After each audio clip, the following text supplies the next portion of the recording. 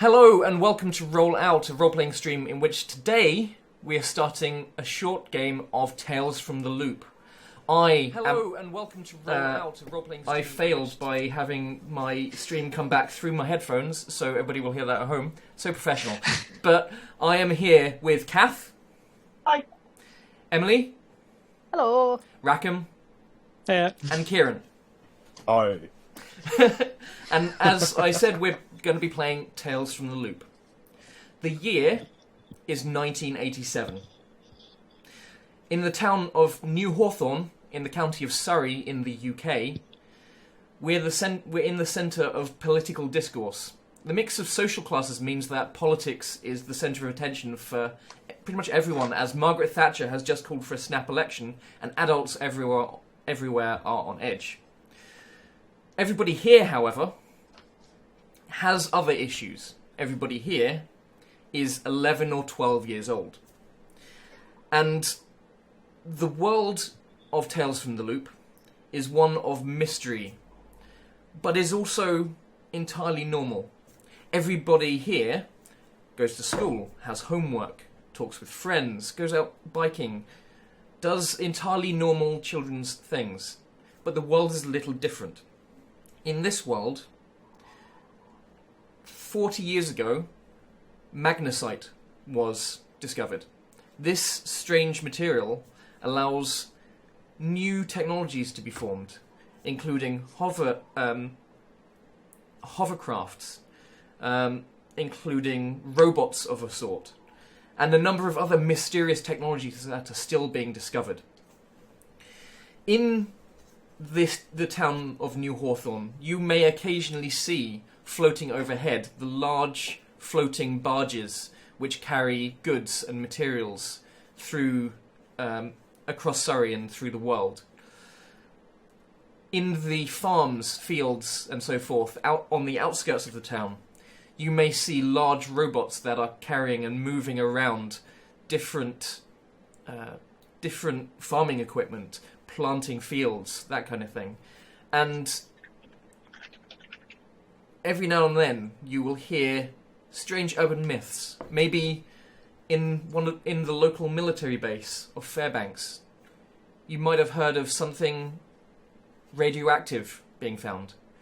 Maybe you heard talk of a strange stone circle in one of the local forests, or maybe something else. But that's just urban legends. Everybody talks about those kinds of things. The world's entirely normal, surely. Now, it's a Monday. It's the start of a new week. It's a school day. And it's early in the morning. Who would like the first scene? I'll go. Claire. Throw myself on that. What's your morning like? Do you want to describe the scene? Early in the morning in the Blake household.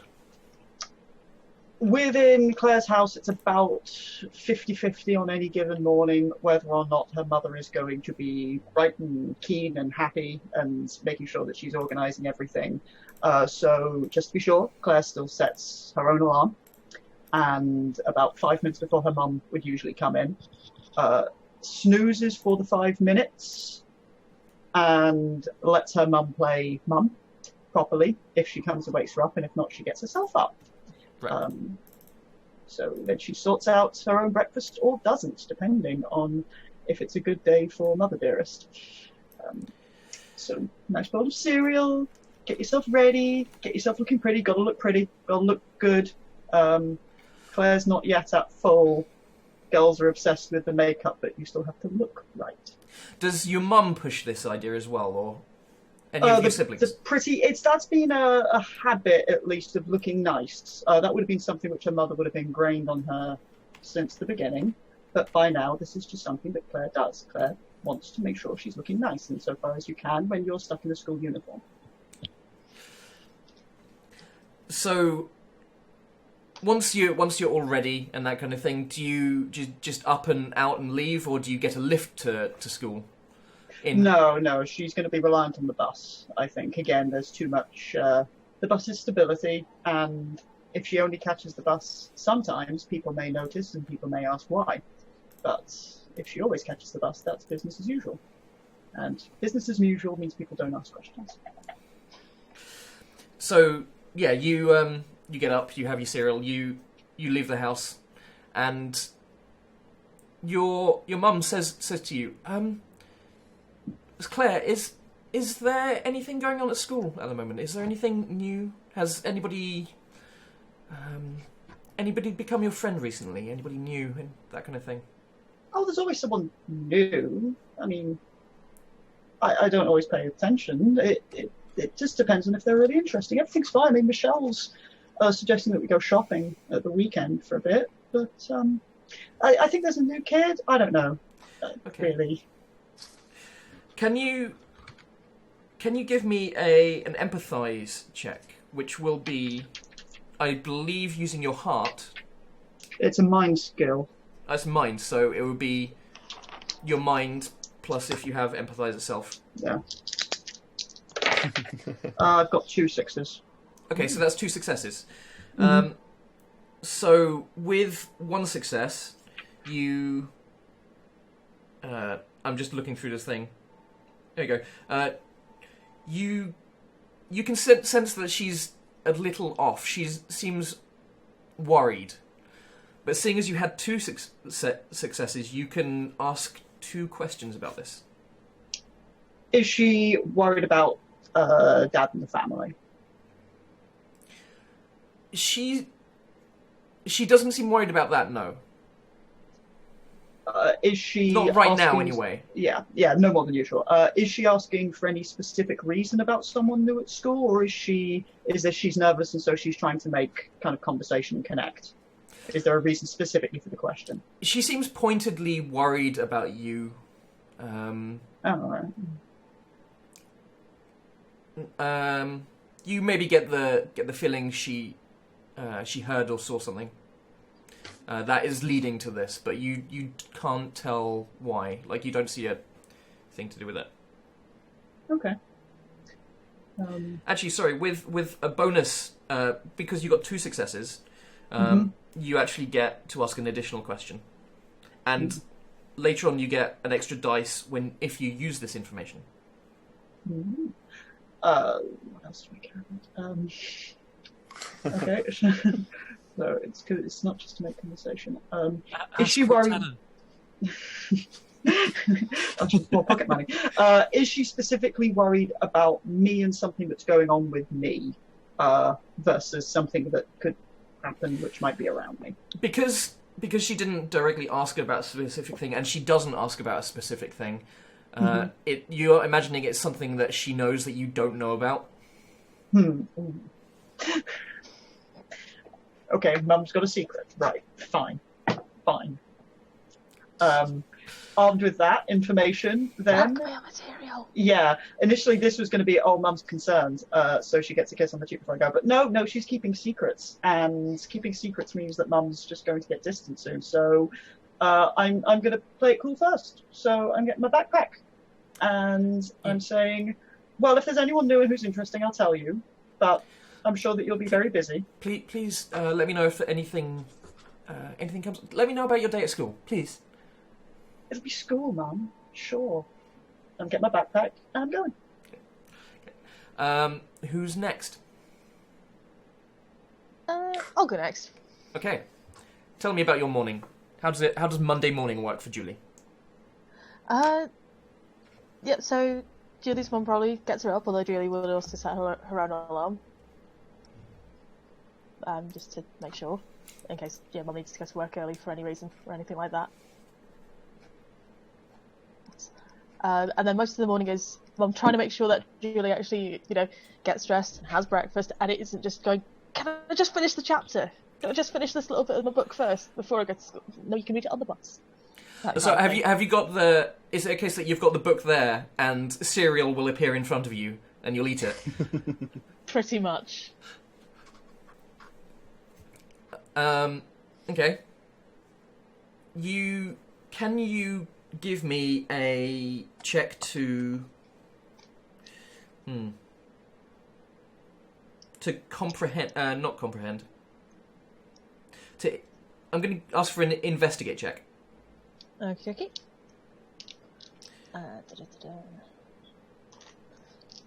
Let's just use the same number of dice as the things added up, isn't it? Yes. So, cool. I do not actually get any sixes in that pile. Okay, that's fine. The morning continues as entirely normal for you, and do you have a father there as well? Is he around? Yeah, Dad is probably around, probably reading the paper. He's a bit less involved in what Julie does. Like, he's not like distant or anything like that. He tends to be more doing his own thing. Okay. In the mornings. Yeah, you notice him reading the paper on basically just on the sofa. He finished his breakfast a while back, and he occasionally glances at you, and then he says, "You should go now. It's time for school." Oh, boss! Grab backpack, grab lunch, run out of the door. Okay. Ryan or Scott? Oh, might as well go myself. Let's do it. I would be. I awake on Mondays. I awake half an hour early. Normally, I let myself sleep in, but Mondays are the days my parents almost always argue. I mean, we moved to this town to try to get away from the memories, but they're always kind of like, who isn't going to school? And that makes them angry, and that makes them shout. And I really could do without waking up with the screaming. So I'm awake half an hour earlier, working on a program. It's a program which I've got from a magazine. I've typed it in myself. It's abstractly meant to be a text adventure game. In practice, it is a syntax error crash machine. Wonderful. So I'm trying to work out why it doesn't work, how it doesn't work. I'm getting basically nowhere, and I might as well have been better off to write a game myself. But I like the challenge because it kind of does kind of distract you from the noise around you. There's something wrong somewhere in the code, and you've been looking for it for like a long time now, I'm guessing. Oh yeah. I mean, like I've written full text adventures myself in the time it's taken me to try to decode this game, and I don't even really like text adventures. Yeah. But I do like programming. So, like you start to program a few things, and then I'm guessing at the point where you start to hear words coming from the kitchen, and you can tell when the argument's about to boil over. Is that when you up and go? Yeah. It's like I packed my bag the previous night. I grab it. I grab a kind of like, it's an army surplus jacket, which was my brother's. Includes his badges, most of which I don't know what they mean. It's like, I've got a CND badge. Not sure what CND is yet. Right. But I definitely know what I believe in it. I head out, shouting my parents. I know if I stay any longer, my mum will try to mother me too much. They've both been incredibly controlling of me ever since. They're mostly happier with me inside programming. I head out the door and hope the bus comes quickly. So the same thing that happens a lot of mornings happens in that you hear them talking, and you hear voices start to raise, and then you shout bye, and then there's a couple of seconds silence before a really friendly bye from both of them, and then everything goes a little bit quiet, and as soon as you leave the door, those voices will raise again. Yeah, chasing. I head as quickly away from the house, hoping to escape the noise. It's really annoying. And it's my second week at a new school. I could do without this. Scott. Okay, so woken up in the morning by a sharp rap at the door. Mum just walks down the corridor, bangs on the doors as she goes past. Get up, go downstairs. There's already food out on the table. Older sister has probably already beaten me to it already most of the way through her breakfast. Dad sat at the end of the table with newspaper to us, deep in the sports section of the newspaper. Of course. Wendy, the sister, finishes pretty quickly, grabs her things, and she likes to run to school, and probably takes a longer route to get there as well. Yeah. You know that your sister... she doesn't like going on the roads. She likes walking down like the canal route to work or down some footpath somewhere. It's not. She just likes being away from the town so much. And on her way out, she grabs her hockey stick. You know that she's got hockey tonight after school. Your hockey is is Tuesday night. Mm. And So, yeah, you and her. You're welcome. Can I insert a bit of Scott and Wendy back and forth here? yeah, sure. So, like, since a young age, you've done this. Since you started playing hockey, just before she goes out, she holds out her hockey stick for you to tap, So yeah, so tap it back. and then she heads out the door. Cool. Your And- sister's so doomed. There's the standard view of the inside of the bus, looking at each of you as you're sitting there, either talking to your friends in the case of Claire, or Ryan sitting by himself. He's like an empty chair next to him. It's all new. You haven't. Would you like to introduce yourself to anybody on the bus, or would you like this to be like a silent affair before you get to school? I'm immediately just trying to weigh everyone up. I mean, I know everyone's sort of reputation. I'm like an observant kid, but also not a talkative kid. So I'm sitting there and kind of watching people over the copy of a ZZap 64, which is my favourite computer game magazine at the time. Yeah, and just trying to judge them all carefully. And yeah, the next scene, unless anybody wants a scene at any point, in which case you're welcome to interrupt me when I go places, is you're in assembly that day. The school headmaster, Mr. Lincoln, he's gone through all the standard things of talking about how important it is to be good to one another, and all the sort of cheesy things of feel nice that you get in these assemblies. You hear how important it is to be a part of your class and that kind of thing. And then he mentions, today we've got someone here from the local police. Please welcome Police Constable Adams. And he steps back and starts to applaud. And from the corridor, a man dressed in a suit, like the sort of dark kind of over coat thing of a police officer with police across the chest, comes in and stands in front of the podium. Stands behind the podium.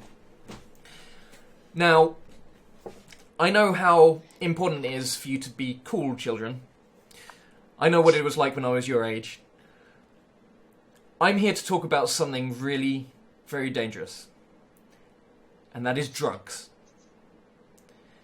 And he starts to talk about how dangerous it is to accept things from strangers. If someone tells you that they have a cool thing you should try, to always be wary of it.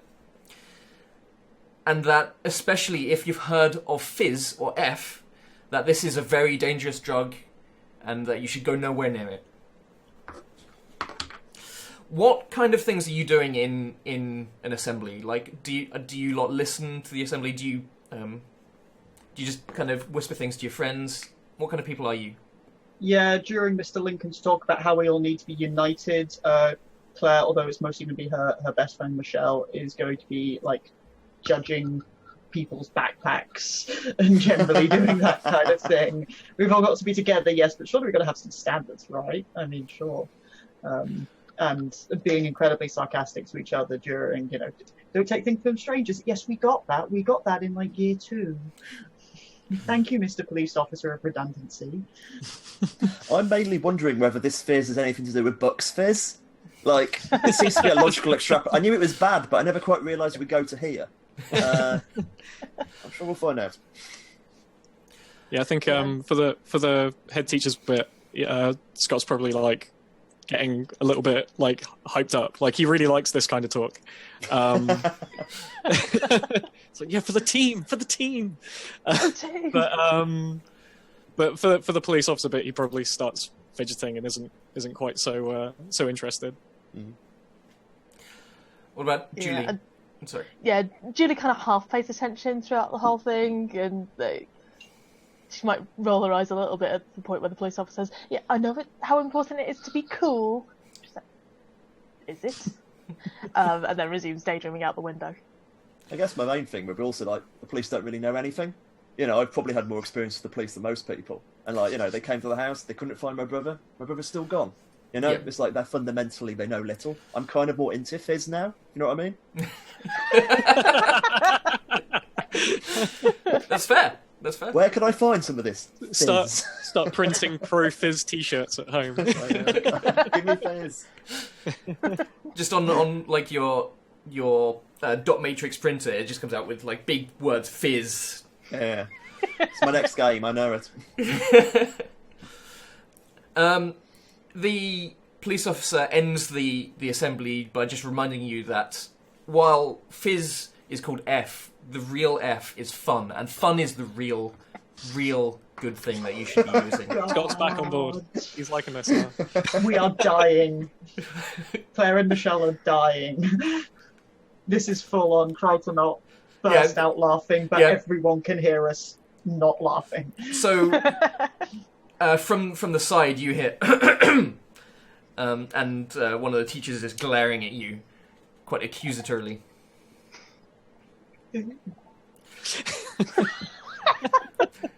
And the teacher just goes, "See me after." You get a solid telling off as to respect for members of the community, but in all, you don't get a detention or anything like that. You're fine. We're very sweet to their faces. In a completely transparent, but they can't quite call us on it way.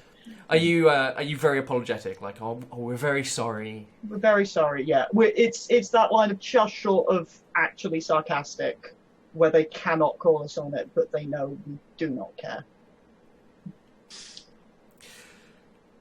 And the day continues after that. The assembly is called to an end. The first lesson of the day happens, and you all kind of shuffle off to your various things that you need to do. Maybe you're learning English in that session, or science, or maths, or whatever it is. As I said, if people have scenes that they would like to bring up, please let me know. But if not, then we're going to progress to the end of the school day. When I will actually be trying to size up. I'm going to say new kids. To be fair, if the year 7s are all new, frankly, so like who cares? That's true. But are there any new? I don't know what year Ryan is in. Are there any new year 8s or other like new kids who aren't year 7s? Ryan, so we're actually quite near the end of the school year, so it's entirely possible that, Ryan, you're in the same year as these people. All right, then. Well, then I'm definitely keeping an eye out for new kids. Yes.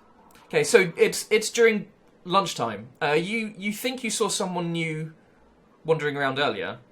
Mm-hmm. Ryan, where would you be at lunch once you've eaten everything, or would you prefer this to happen when you're sitting down at a long table? I've got an idea what Ryan might be doing, because Ryan's kind of been sort of built, okay, I'm in new school, I've got to go in, you know? So he's actually got something on a dot matrix printer. He doesn't own a dot matrix printer, but he's kind of borrowed the school ones. And he's printed up an advert saying, science fiction, fantasy, computer and robot club. I'm not going near him. You know, and I'm going to the notice board, and I'm putting on the notice board, and I'm putting some contact details. And I know he's basically going to paint a big mark on my back, and I don't care. Is that kind of like, this is basically a kind of geek coming out moment for him.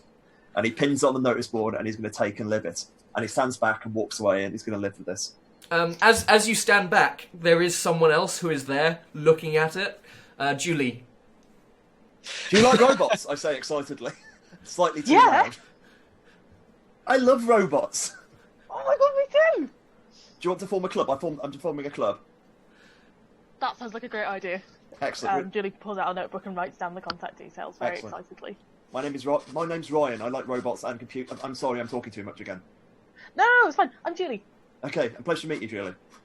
Likewise. Bye! And I run away. This is definitely what my mother was warning me about.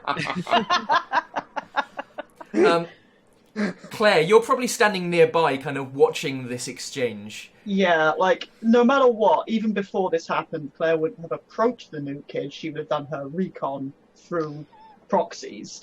But seeing this catastrophe take place, Claire and probably Michelle, but for once Claire is taking the lead on some full-on, aghast judging. The thing about Ryan is he's big, and he looks like he could be like a football player. Like he's, however, he has he's so much potential. Yeah, he's completely socially incompetent though. Like kind of like he looks like a normal guy. He's like a normal sort of kid until he speaks, and then he's a bit too excited. I feel like Scott's at the other end of the corridor. You see Julie. Oh, do you know Julie? I think We're in the same year. Yeah, aren't we? So we probably share some classes. Yeah. You see Julie look kind of go past you. She looks quite excited about something. So I guess I know. I think I've been trying to size up the new kid as well because I think he looks like someone who could be good on a sporting team. Yeah. He certainly ran away quickly, So. Yeah, I'm just like going. Yeah, we could do with some good runners. So I kind of like approach the poster because it's like I want to know more about this guy. I want to know what his deal is. Kind of look at the poster and wince a little bit, but I still take down the number. Hey, Scott has no interest in robots, but maybe you can get through to this guy. Convert him away. He could do both. Claire, your friend Michelle, right? Yeah. Yeah. Among various things that happen after you judge this. So did you hear? Yeah. So enough about the new kid. Did you hear Yeah. about Aisha and Valerie? They haven't come in today. Like, I thought they were just bunking off. no, well, maybe they are, but I've heard they're in real trouble with their parents. Apparently they were really bunking off? no, apparently they went out to a club and got really ill. Was it F? It was F, wasn't It's it? probably F. We should probably I hear they've been trying to make lots of new friends. They probably want to be in with whoever comes in here. How about we tell some people that it was F? Well, yeah. I mean, it was probably F anyway. Yeah, it probably and- was. I mean, because that's what. Do you know anybody who's got F? No. I don't know. I mean, I found out about it this morning. Why? Do you want to find out? I saw it in the paper. It's a new cool thing. I don't read the paper. Well, my mum told me about it in the paper. Oh, okay. Yeah. Well, so we're going to tell people because if they got ill and are in trouble for F, then everyone needs to know. Yeah. Yeah. Okay. Well, they've got to know. They've got to know. We provide a public service. Oh, absolutely. So- Yeah. People need to know so that they can be warned of the dangers. The dangers of F Yeah. and clubs. So do you have almost like Sherlock Holmes with his orphans? Do you have a group of lackeys that are one rung lower than you that you can spread information it through? goes Michelle, Claire, possibly a couple of others, but then lackeys and obviously people who want to be in with the in crowd. So yeah, fly my minions. Like you mention Aisha and Valerie to a few people, and you can see them talking amongst themselves for a bit, and you can kind of hear little snippets of, I heard that they met some guys at the club that gave them it. I hear they went out with some guys who were old, 25, and they got it from them. I hear that they none of you have been to a club. None of you have done anything like this, but it's what the older kids do. So there's this level of it's what we do. even if you don't. Yeah, Aisha and Valerie, they're in my year? Yes, they are. They're Okay. you've seen them in a number of classes. Can you give me? So they're not in my crowd. I mean, I would probably No, they're throw not. my own crowd under the bus for gossip. But Sorry, yeah. they're in your sort of cloud of minions, like Yeah. the low people, the little people, but they're not people who you hang out with regularly. Can I have a lead check though? A lead, yes. That's off. What? I can count. 7? Only 7, huh? That is 2 6s. Okay. That's a really good roll. So you manage to spread this word around, and you can see it spreading quite quickly, and you hear ridiculous rumors that happen. And if you what you do have, however, is if in future there is any sort of trouble that happens out of this situation, and you can get these people, your underlings, to help with you in some way, you have a dice pool of 2 extra dice. Sorry, 4 extra dice that you can use during that trouble. Okay. So 4 plus dice if about school gossip about F. About I'll let you kind of use that ambiguously. If it's to do with F, especially if it's to do with this cloud of minions or or rumors or something like that. Cool. Ideally, all 3. Gotcha. Okay. Is there anything else anybody wants to do?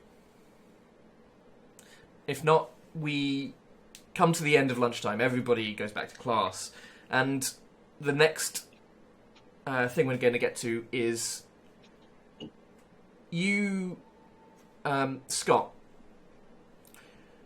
It's nighttime. We are in the evening, and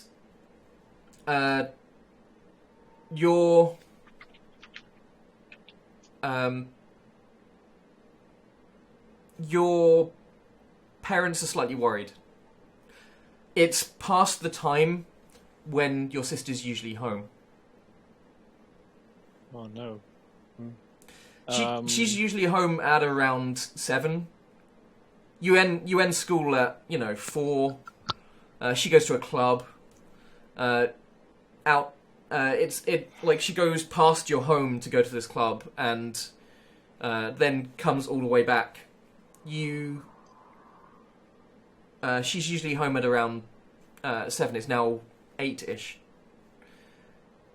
Your parents are just kind of asking questions to each other, like, did she say she would be somewhere? Is something going on?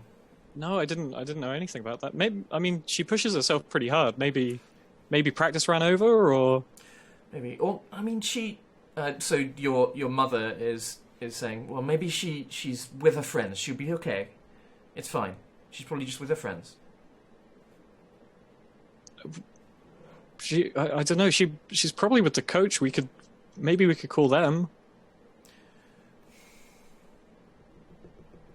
She doesn't say anything, and she just moves over to the phone, picks it up, and starts dialing.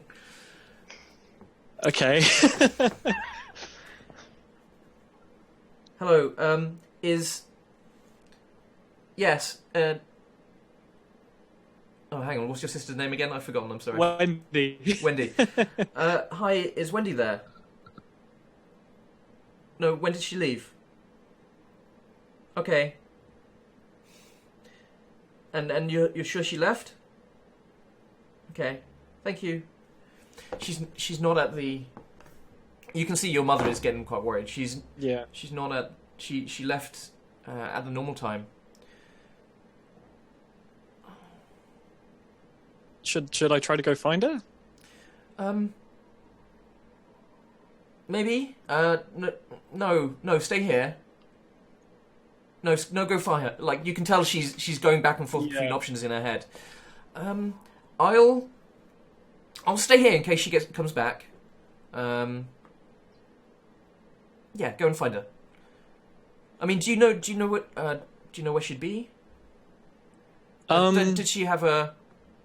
Like, do you actually... Like, does she have a place she sometimes goes or anything like that? Yeah, I reckon there's maybe just off the side from the canal or something. There's probably an old, like, derelict construction site. A few like partially built walls with some spray painted targets on it. Probably just like occasionally just go there to hit balls against the wall. Absolutely. You you leave. You head down the canal. It's very dark now. The sun is kind of just below the horizon, and you head to the was it construction site? You said derelict construction site. There are a few abandoned robots and so forth around that are used for hauling and moving stuff around of their own volition. And you go in there and you have a look around. There's very little lighting in here. It's quite a clear night, so you can see quite clearly. But just looking in here, you see that your sister doesn't appear to be here. You look behind a number of things, like places she sits down and either reads magazines for hockey or practices. You certainly don't hear the obvious thwack, clunk of her practicing hockey. Just as call out. Yeah. Okay. So shout, Wendy, are you here? Are you okay?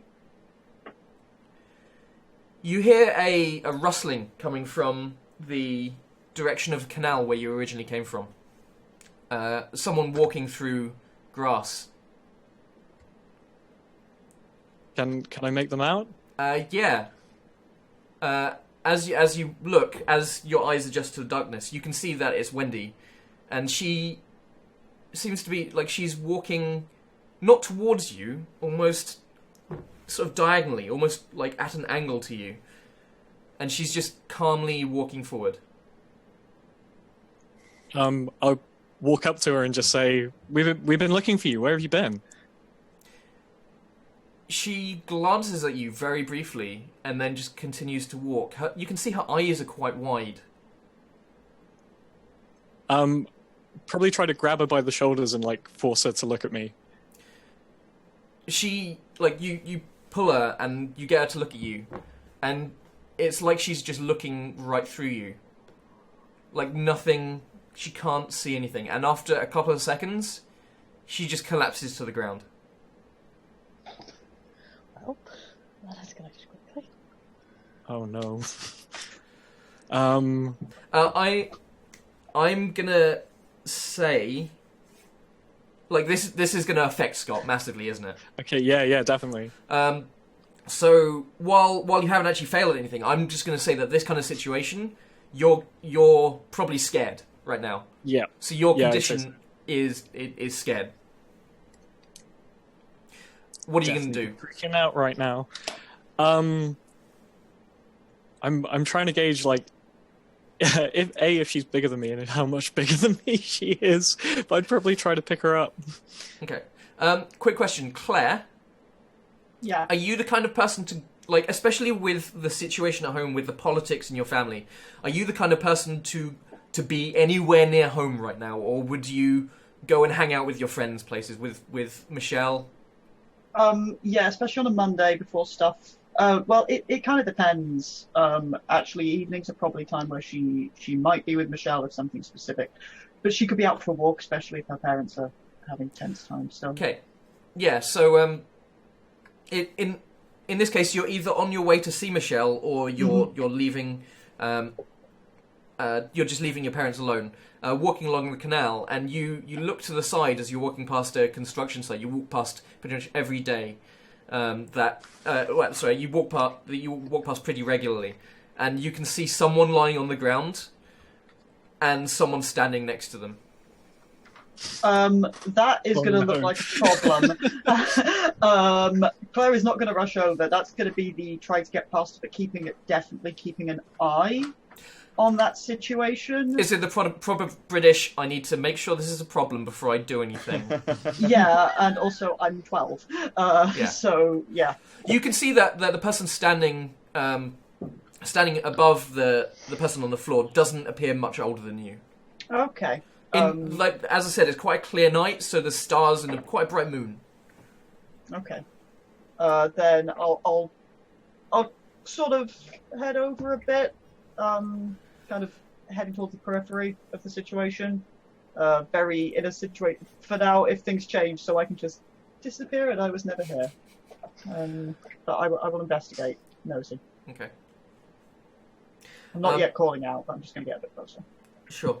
Scott, do you think you'd see someone coming, or are you just focused? No, definitely focused on what's right in front of me. Yeah. Okay. So what do you do? I'm probably going to be trying to shake her awake right now because I don't think it's quite sunk in. Her eyes are open. They're just staring. They're not doing. Okay. I've got to get her home, so I'm going to try to pick her up. I need a force check, and as you're quite upset right now. You're not thinking about the best way to lift someone or something. It's going to have -1 because you have one condition. Okay. So body and force together -1. Yeah. Yep. Cool. 1 success. Hey. What's I say? Yeah, you lift her. You either over your shoulder or in some sort of carry. You lift her and you start. I'm guessing you start to make your way back to the canal. Yeah. If it's the quickest way back home. You as soon as you look up, you see Claire trying to move around you quite surreptitiously. Well, to be fair, once you start to pick her up, it'll kind of be hitting the freeze. Oh my god, what's going on? Which will be, yeah. As he looks up, it will be, oh my god, what's happened? Just give me a hand. I need to get her home. Well, okay, I will go over and be probably very little help, but I will look as if I'm being helpful. It's not intentional. I'm just rubbish. But yeah, try to help. What happened? What's going on? I don't know. This is this is my sister, and she went missing, and then I tried looking for her, and then I found her here, and then she collapsed. Yeah, okay, let's get her home. Let's get her home. Yeah, how far? It's not very far. You've both seen each other. You both live on the same little cul-de-sac. Oh. You've seen each other come and go from the house. So we're not that far off, are we? It's not that far. Like it'll take you maybe 10 minutes to get off the canal, and then 2 minutes to get back home. Okay. But you make it back. You like, do you quickly chat at the time about like what went on, etc. Or I'd probably ask what she was doing around here and if she'd seen Wendy or about earlier. No, I was just going around with friends. I just saw this. I just saw you there, and I wasn't sure what was going on. I haven't seen her. What's happened to her? She just. I don't know. I don't know. Do you think it might be F? Definitely not. Okay. Definitely not. Okay. Sure. you bust in the door when you get home. Like do you bang on the door? Are you given a key? Like Probably too young to have a key, but the door might have been left unlocked. Okay. Because I'd left. So as you open the door when you go home, do you just shout for your mum, or do you take her in, or we'll go? I'd probably shout for mum. She rushes through, and as soon as she sees you, the look of wide-eyed fear that she seemed to already have gets almost wider, and she just tells you to put her on, put Wendy on the sofa, which I'm guessing you do. Yeah. She shouts at you to call an ambulance, and she just sits over Wendy, kind of being like, Wendy, it's okay. We're okay. Everything's okay. Can you see me? Like, she goes through the same steps that you did when you first saw. Clara is going to kind of do freezing, like, near the door. She's not going to intrude, but she's not just going to slither off yet, so she's just going to be, like, quite scared and watching. Hello, emergency services. You have to come over here immediately. Something's happened to my sister. I don't know what. She just collapsed. Where? Can I ask your address, please? And you give the address. Yeah. Could you explain what the problem is? She fainted, but her eyes are open. Okay, her eyes are open. Has she been choking? I didn't see anything like that. I don't know. Did she eat anything strange? When I saw her, she was just walking. Okay, and then she collapsed. Yeah. Okay, we'll have an ambulance over there as soon as we can. 5 minutes later, the ambulance is... the paramedics are looking into her eyes. They talk amongst themselves. Everything is a little bit of a blur or dulled, as you're just worried about your sister and the details of what they're saying to each other. You catch little snippets that you understand, however there's plenty that you don't in what they say back and forth. Wendy ends up being put on a stretcher and taken into the ambulance. Before they take her away, I'm going to go upstairs, grab one of her sticks, and give it to her. Like, put it next to her on the stretcher. Okay. And they take her away. Scott, your mum says to you, "I'm going to go in the ambulance. You stay here and wait for your father, and the next scene is Claire. You go home. I am assuming, like you. Well, actually, it would depend if his mum's leaving with the ambulance. Do you stay with Scott? Or Yeah, she was gonna sort of once the ambulance is going away, just look at him and go. Do you want me to? I could stay. I could. I think Scott's just like pacing right now. Okay. He doesn't know really what to do with himself. There's just all this energy and he can't put it anywhere. Quick thing. Yeah. Julie and Ryan, you both live either nearby or on the same road. You see the ambulance pull up outside Scott's house. I've probably noticed lights and then been or one of your parents says something. Yeah. The siren be on, or when it approaches, certainly. okay. What time is it again? It's around 8:30, 9. Okay. Well, I've spent the most of the evening by the phone, kind of like, I don't want my parents to know I've given the phone number away, and I'm half expecting abusive messages, or hopefully a geek.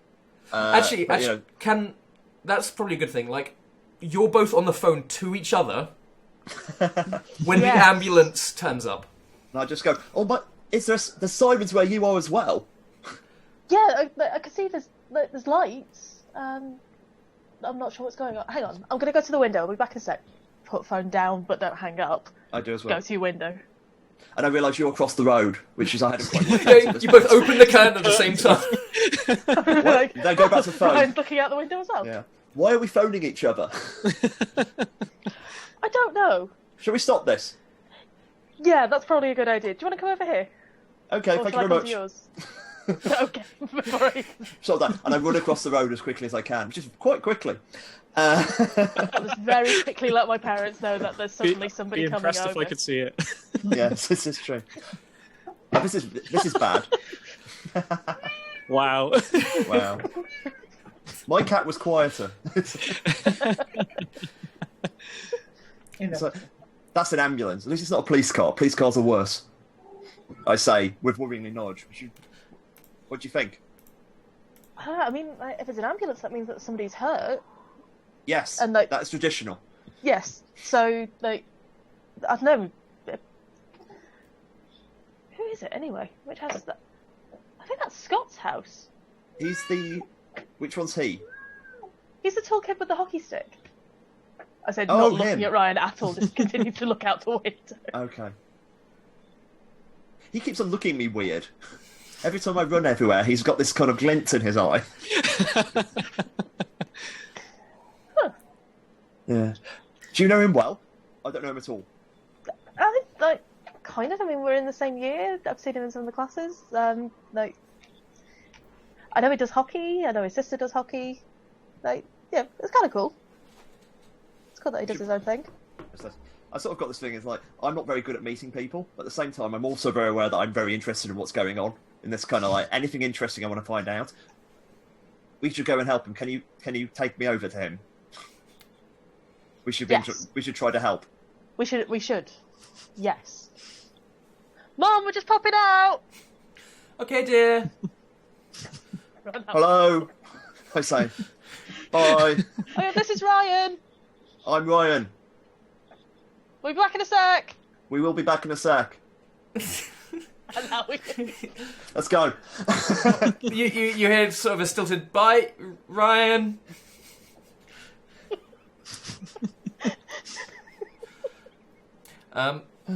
Okay.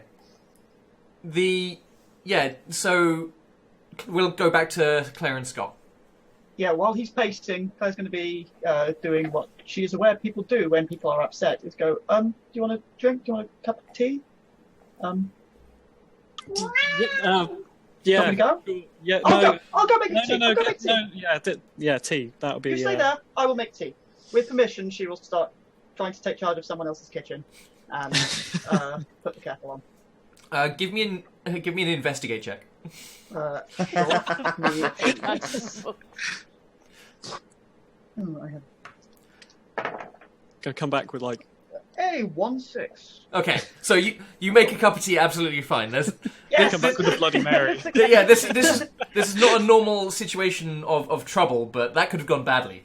Yeah. Yeah. I'll bring up tea. I'll put it down. You should sit down and have a cup of tea, and your dad will probably be back soon, and she'll be fine. She's with the ambulance now, and she'll be fine. I don't know what could have happened. Grab the tea, but just kind of hold it, not really drinking it, just kind of grasping hold of it. Well, if it was serious, they would have said something. Probably. So no, it will be fine. She's with the doctors. She's going to be okay. And you got her back here.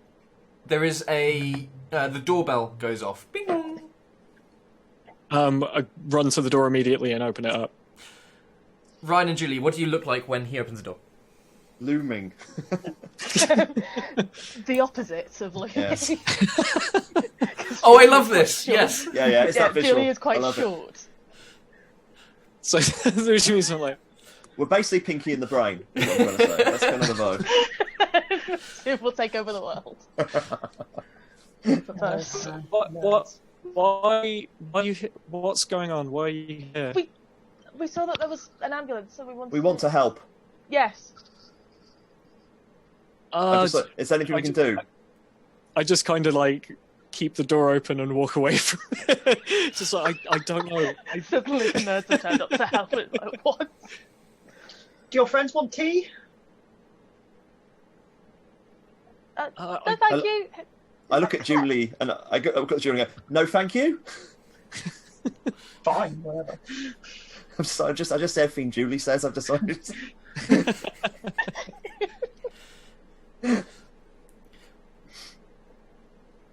Are they coming in, or are they just? Yeah, standing? yeah. Yeah, I think at the point where Scott kind of walks away, Okay. we sort of both look at each other and then Yeah, walk in. Like I talk after you, as in this kind of first. You're the leader, I say intently at Julie. Very, very, very brief description. Scott, what does your living room look like?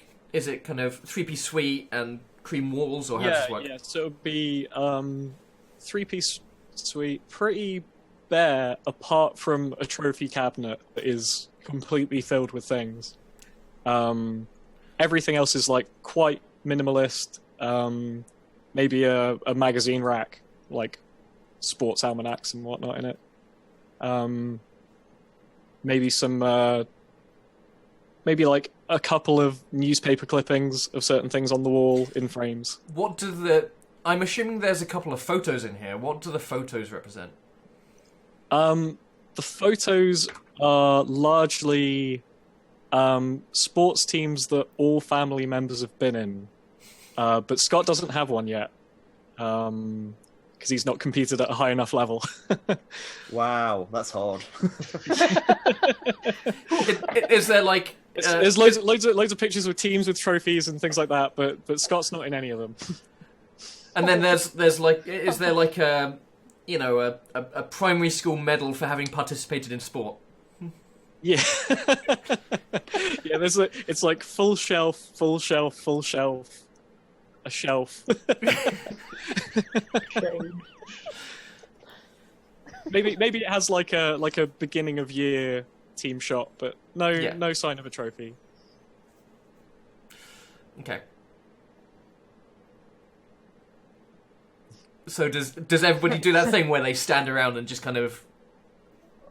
Well, I've offered tea, so my repertoire's empty. Does anyone want any tea? There's tea right there. I say, yeah. That would be great. There's I a go to pot. the kitchen. I go to the kitchen, start making more tea. The sugar's on the second cabinet over. I'll call out and give directions for tea. Thank you very much, Claire. I think because I remembered your names. Everyone knows Claire. Yeah, sure. Everybody knows Claire. She's so mean. Yeah. So mean when she's with her friends. Claire, do you hear that? She doesn't act like she's heard it. Very important distinction. I whispered to Julie, I suspected so. So Scott, what do you? What's your favourite robot, Julie?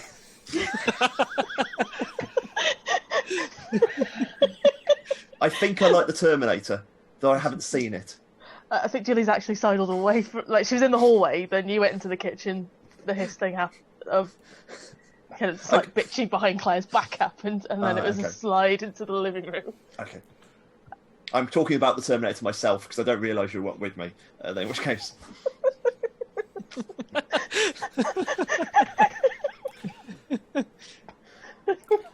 Because whilst robots are awesome, there's a thing in there, Yeah. which means something happened. So Scott, what are you just pacing? Are you still worried? Yeah, I imagine like pacing with this tea, and then I guess Ryan comes back in and gives me another tea, and I'm just holding these two teas, just kind of walking around the living room, trying to figure out what to do. Dual-wielding teas. That's what it's called. Double Just really just Britishness. distracted right now, completely distracted. But then I think there comes a point where he just puts them down and goes, "What are we doing? Why is everyone here?" What happened? I asked about. What? I'm sort of speaking half to Claire, half to Scott. Claire will look to Scott. She's not going to say anything.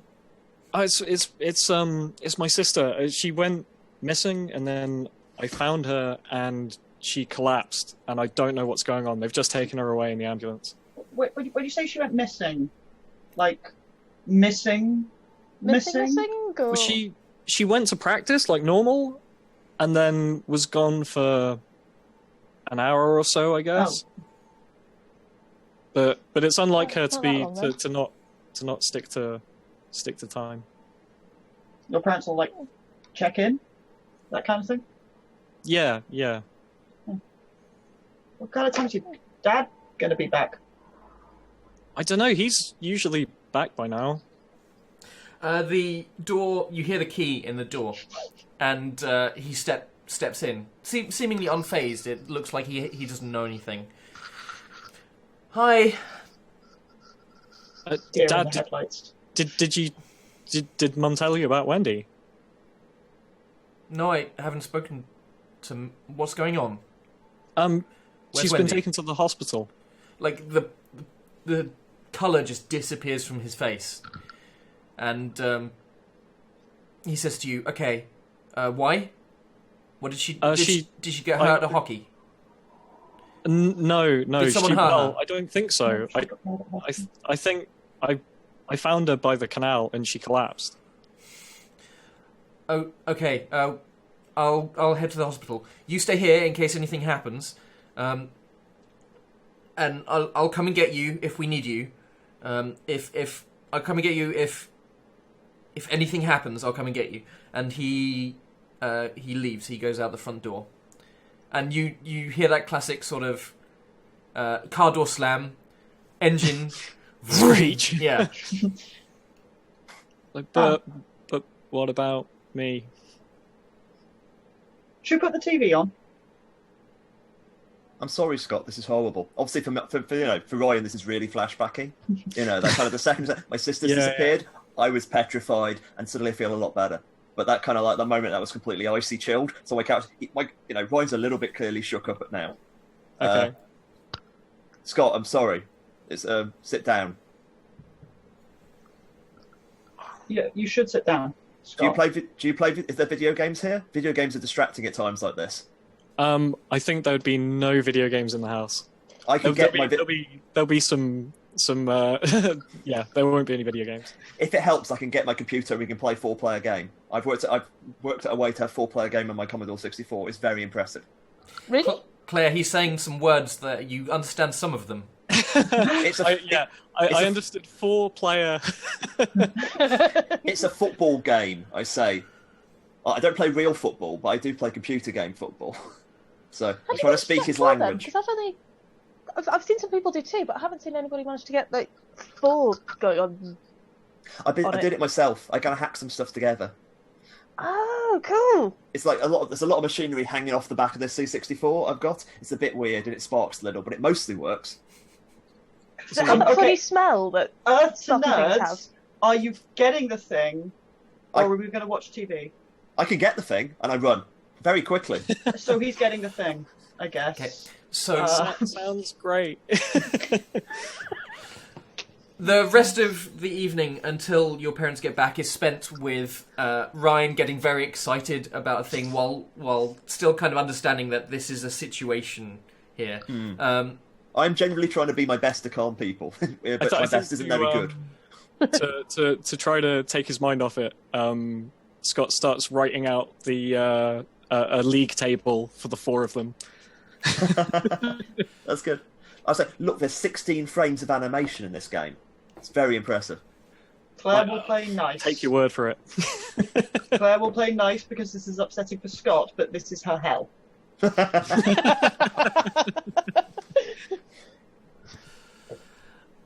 And then she'll get actually kind of competitive. If it plays at all like smoothly, she will just get really competitive. It's pretty good. In my head, this is Match Day, which is specifically the game. If anyone. So the evening continues along those lines. Scott, at some point, your parents both return, and do you want to? Like, I'm guessing you get up and talk to them. They both appear quite upset when they come in. I think if I heard the door, I'd drop the controller immediately. I'm invested, but as soon as external stuff's happening, just drop it and head to the door. Your father goes straight to the kitchen. Your mum seems to be waiting for you when you come in. Scott, your sister's stable. She's okay right now. Can I go visit her? She's not awake, Scott. We should sit down. Do you want to sit down? You've got friends here. Should we go home, Mr. and Mrs. Marsh? I think go. I think it's time that maybe we can go home. We'll go. They don't have to if they don't want to. It's fine. It's fine. We'll be. You know where we are, Scott. Ryan, do you want to get your? Yeah, Ryan is already unplugging the machine as they're talking. He's not doing any of the talking. He's just like whacking up the variety of things and trying to avoid to electrocute himself from the exposed wiring. And he pulls it away, puts it in his backpack, which he carries his computer around him. Your mum glances at the various wires that have appeared that Ryan is sorting, kind of blinks, but doesn't recognise what's happening, or just is not interested right now. I think normally she wouldn't like such unsightly stuff in the living room. Cluttering up the place. But yeah, she'd probably let it pass under the circumstances. I head out. I say I'm sorry to her. I'm sorry to Scott, and I'm saying I'm sorry to his mum, and then I'm out the door. No eye contact, just straight feet it down and gone. Yeah, she doesn't actually respond, like not verbally anyway. And if the rest of you leave, Yeah. Yeah, I'll just sort of Um, leave fairly soon after Ryan does. Claire will say it all very properly of I'm very sorry and good evening, and then be right at that door. thank you, Claire. She seems Powell to know your walking. name. She sits you down on the sofa and says, "Your father's just making us all a cup of tea." So, Just kind of glance at the, yeah, you look down and there's like 10 seven, cups. like 12 cups of tea on the table, mostly undrunk. Mostly because, half drunk, maybe. Yeah. Your sister isn't coming home tonight. The doctors are putting her in a special ward. She hasn't woken up yet. Do they know what happened? I heard them talking about different things. They think that something happened to her brain. They don't know what caused it. Hopefully we'll find out. But they say that she's not. She is not responding to treatment, but she's not getting any worse. And that's important. It's important to know that she's not getting any worse. You can go and see her if you'd like. We can take you to go and see her. Yeah, I want to see her. So the next scene is you walk into a hospital room. There's your mother is standing by the door and just lets you go in. There's the traditional beeping of the heart monitor, and she's lying on the hospital bed, her eyes staring at the ceiling. Her hands down her side, her arms down her side. She seems to be unmoving. Okay. So guess I go to the side of the bed. You can see that your hockey stick is her hockey stick is leant up against the wall behind her. Okay. So probably first off, put it onto the bed with her under an arm, and probably just say like, you got to snap out of this. Playoffs are soon. You got to shake it off. You always do. You've shaken off other injuries. This is just the same as those other times. He's more saying it to convince himself than her, I think, at this point. He sits with her for a while, and then stands up, hits the hockey stick, and walks out. Can you just give me an empathize check? Ooh. I don't have very many for this.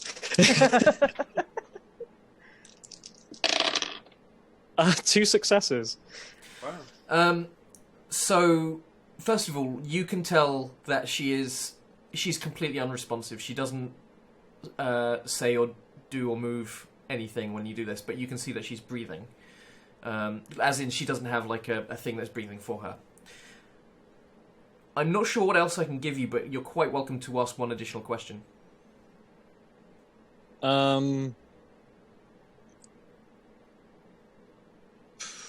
Does it look like anyone else has visited her?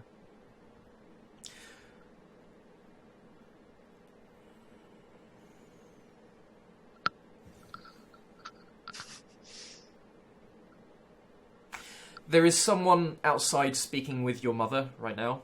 They appear to be wearing a suit, Okay. like a business suit.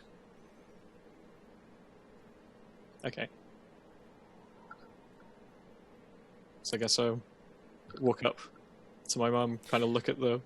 As you walk up, your mum kind of nods, and the man nods and walks away. Scott, they're taking her to a special unit. They think We think she might have taken something. No, I refuse to believe that. Then that's what the unit is going to find out. And if she has, maybe it might be that someone gave her something and she didn't know what it was. This happens. That's the only way. That's the only way that would happen. And so we're going to let them take her to the unit, and they're going to run some tests, and hopefully it's going to be okay. The visiting hours are closing soon. We have to leave, but maybe say goodbye to your sister, and then we'll go. Yeah. So go back over, another knock of the hockey stick, and just be like, you're going to pull through this. And then he'll get out. Okay. You can see your mother almost doesn't want to step into the room. She seems to want a distance. It's quite strange. But unless someone wants a scene, we're going to skip forward in time. No, Claire is going to go home and dodge her parents and go to her room. Okay. Specifically. Okay. The next day at school, Claire. Yeah, I've got work to do at school. I'm not the school book kind. Michelle is pretty much there as soon as you go in the school gates, and she says, "Did you hear about Wendy? I hear that she. I don't know if Aisha and Valerie did it, but I hear she took F. That's what I'm hearing." No, she didn't. Scott lives. Scott took F. Brother. No. Listen. Scott lives down my road. Okay. She was just ill. That's all it was. Okay. Okay. But We need to make sure people. people said there's an ambulance. Yeah, she was. Yeah, she was. She's ill. There was an ambulance. She's in hospital, but Okay. she's just ill. Okay. So we're going to sort that out. So I shouldn't have told people that it was F. I love school. I'm not surprised. Scott, as soon as you come into school. Can I? Oh yeah, absolutely. Like I would have basically woken up 20 minutes earlier Yes. before we had to leave the school. Go to Julie. We need to actually walk Scott to school, and like basically recruit Julie and kind of be waiting for Scott to leave in that way. Would Julie go along with that, or? I seem very Julie intense. probably would. Okay. Julie probably would. Like the intensity indicates that there is something going on here, which like So Ryan, how do Yes. you get in contact with Julie? Do you phone or do you just go over? I think I just go over and knock on the door. Like it's not basically in my head. I've done the math. So 10 minutes before 10 minutes before we leave the school, Julie will be ready. I get Julie at 10 minutes to. Then I'm standing outside Scott's house from 5 minutes to. So the whole thing is kind of got a little spreadsheet I've written out, like a program, if you will. Nerds. so you're just at the door with your notebook in hand, Yeah. with the time he's written out. If we leave at 8:25, we can progress there at 8:27. So you knock on the door Yes. and the door opens and there's a man there and hello? Hello, I am Julie's friend. My name is Ryan. I'm here to show Julie over there because our friend Scott is upset and we need to make sure he's okay. Julie, there's a boy here to see you. Hello, Julie. I'm here to escort you over to Scott because I'm just worried about him. Like, he's gone through a really bad thing. We should walk him to school. This is going to be really bad for him. The Walking dad to school. the dad smiles a little bit and just goes into the kitchen. and he starts whispering to him, like, boy here to see you. He's really weird. He's exactly your type. So quickly. Yeah, look, I'll just grab my bag. That's a good idea. You need your bag for school. Run into the kitchen at high speed, probably almost knock something over. Grab my like, I'll be back after school. Bye. Right. Run out the door. Go on. Cool. Yeah, you go over to Scott's at this point, I'm assuming. Yes. So I guess open my door at 8:57, and And are they just there? Like they have. We're just there on the doorstep, Yeah. staring at the door. Like, we weren't quite sure whether we should ring or not because that felt intrusive. So we just sort of waited. Yeah, we'll just wait. Wait. Just wait. He might not be Yeah, coming in a to minute. school, so we don't know. So yeah, Hello? I think Well, if he's not coming to school, Hi. then we'll go and not be like, Yes, definitely. Oh, hi, Scott. yeah, definitely going to school, but not entirely focused on it. Probably doesn't have his bag on him or anything. It's just kind of You're- walked straight out of the door. Right. Okay. Yeah. that's good. Travelling light. Let's go. So we walked to school, and Julie, please, can you make small talk? I whisper to her. I'll try. So, how's Wendy? She's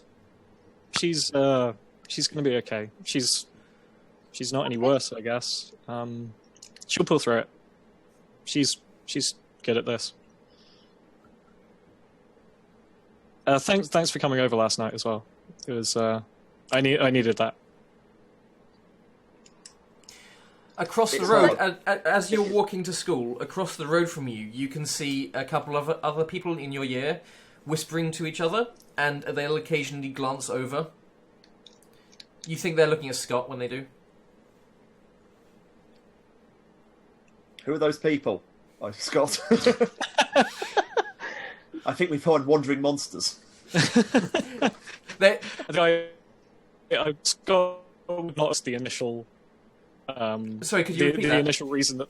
So I don't think Scott would have noticed the initial reason that they're pointing out these people. So I'd just be like, I don't know, never seen them before. Well, maybe in school.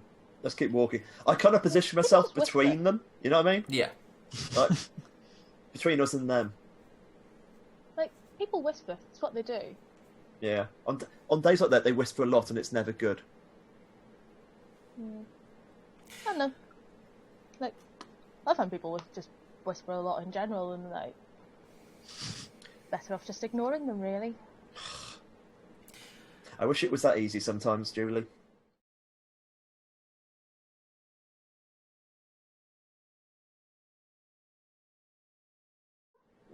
Mostly where he is. Like, he's Oh. in London. Right. It's not he disappeared. It's more he ran off as soon as he left school. Scott, Haven't seen him for a bit. you're alone in this classroom for a few seconds, and the entire school is there's a chatter of everybody around you in behind the large stone walls that make up the school, and everything is kind of that dulled chatter, which is oh, school hasn't properly started yet. Everybody's in the playground or wandering through the corridors.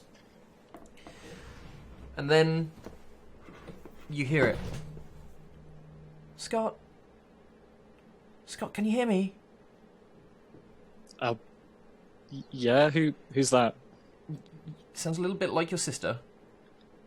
Except a little bit echoey. Scott, please help. I'm so. Wait, what's? What? Help? Help? How? Scott, you have to help me. Please. Wendy, is that you? And then in front of you, you can kind of see this outline, this faint bluish outline, almost like an aura around a person who was there with a silhouette. And you just hear again, Scott, please, find it. You need to find it. What do I need to find? Then it fades away. The image fades. I think even as it's fading, he's saying, "What do I need to find?" You don't hear anymore. Okay. I just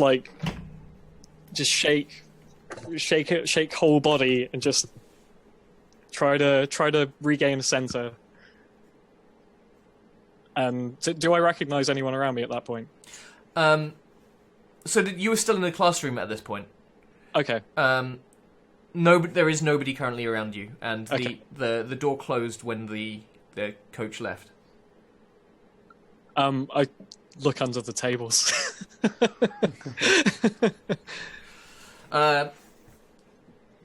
Give me an investigate roll. Ooh. Oh no. Who's there? Hidden. Wendy's just there. I would have got away with it right for you pesky kids. I did get one success. I have no idea how. But he's having a focused day. You can ask me 2 questions. Is there anyone else in the room? You cannot find anybody else in this room.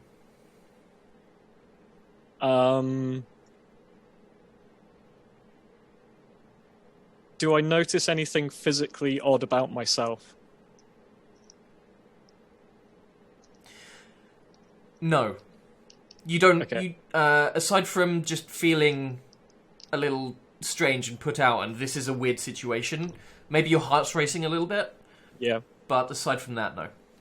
Okay. So I think I just try to put it out of my mind, leave the classroom. I'm going to take a break there, and Okay. we're going to be right back. Hi, and welcome back to Rollout, in which we are playing Tales from the Loop in the UK. And and welcome back to Rollout. And we have just come back to school, where Scott has just seen a spectral form? Yeah, I think he'd put it down to just some kind of weird stress hallucination, but but yes, sorry, I'm just trying to remember where we are. Okay, so someone comes up to you, Claire.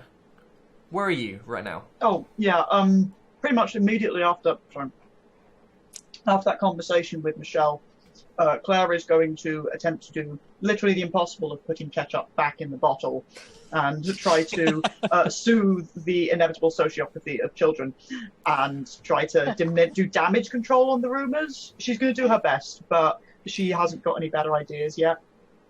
Okay, can I have a lead test from you? Sure.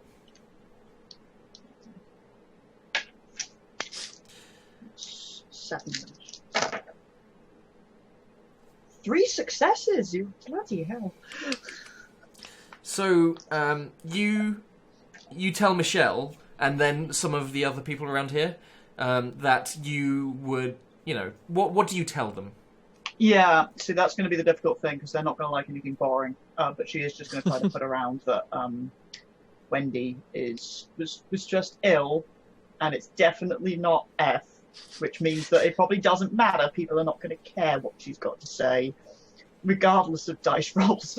But that's all Claire can come up with right now, unless she hears any remotely juicy other gossip, juicier than a kid going to hospital possibly from a drug overdose, that she can blow out of proportion to distract. But it's a lost cause, I think. Do you actively look for another rumour to spread around? I think she'll first try, probably, yeah. She'll try to be like, no, it's fine with Wendy. It's not a big deal. It's not a big deal. Realize that this is inevitably not going to work, and find some other rumor. Ideally, ones involving teachers. People love rumors involving teachers. Give me an investigate roll. Okay. Okay, Oz, the cat, please get out of the way. That's only 3 dice. Just Can I catches walked in blow front of the camera. any of my extra dice, which I got from Your dice bonus pool. dice? Well, Yeah, they dice are pool. to do with rumours. Rumours. You've Okay. been spreading these other. In fact, because you got 3 successes from the previous one, you can up this to 6 dice as a pool. Okay, I will do. Is that just based off the success I've just had, Yes. not my pre-existing pool? So Yeah. I will blow those 3 and roll 6 instead of. No, scattered dice. That is also 2 successes. Hell. Okay. So you can, as an investigate check, you can ask me 2 questions, and for the bonus dice, you can ask me an additional question. So 3 questions. We'll start with, has the school janitor done anything weird and creepy lately? Like, particularly, or anything I can spin as weird and creepy? The school janitor... kids have heard weird voices coming from the school janitors. From the there's like a utility room that he uses to store things in, as well as do some of the odd jobs in. Like if he has to saw something, he'll go in there. There's been voices coming from there that aren't him, and it doesn't seem like a teacher. Okay, I'm not sure I'm gonna even. Is there anything else juicy about other kids who may have been taking F? But I think I've figured out what I'm going to do, and it's the worst thing. But please, Take F and become the rumour. So you haven't So I'm sitting here thinking, I know what I would be doing. you haven't heard any rumors from other kids in regards to F, but that's because you usually create all the rumors. yeah. Okay. The room that I'm going to go around is that the janitor is dealing F. That's my escalation to distract. Okay. I'm a terrible person. You are. You are an utterly I'm terrible trying to help. You are all in your various classrooms for that. In that morning, the bell goes and you all shuffle off to your classrooms. You're at the beginning of the day, so that teachers can take registers and so forth. All of you are sorted into houses, almost like a Harry Potter way. But all of these houses have. All these houses have a theme behind them. So, what is the overarching theme behind all these disparate houses? Is this school particularly good at anything? Because my school, when they eventually introduced houses, did it with different scientists, I think. Something. I wasn't there when they did it. So it was like famous scientists, and you got a theme. Your house was named after a famous scientist. The school is relatively good at sports. They've in fact got some funding recently to build a large gym, which would be used by the public. Is this school tragic enough to name its houses after any possible remotely sporty, remotely successful sporty alumni we've had? Yes, quite possibly. Of course it is. That's how you do it. Like, Yeah. Okay. So, yeah. What town are we in again? New Horsham.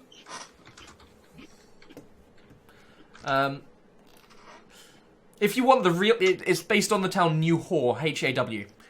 However, I didn't want to keep saying the word whore on screen. Yeah. So I got this on a New Hall famous people. Wikipedia page. But No, nobody. there's nobody. Not But within the town, they probably think that their own people are famous. Later on, when Wikipedia appears, they'll probably keep editing their page to try and add people, and then it'll be removed as being citation needed. Yeah, citation needed. How very Grant Shapps of them.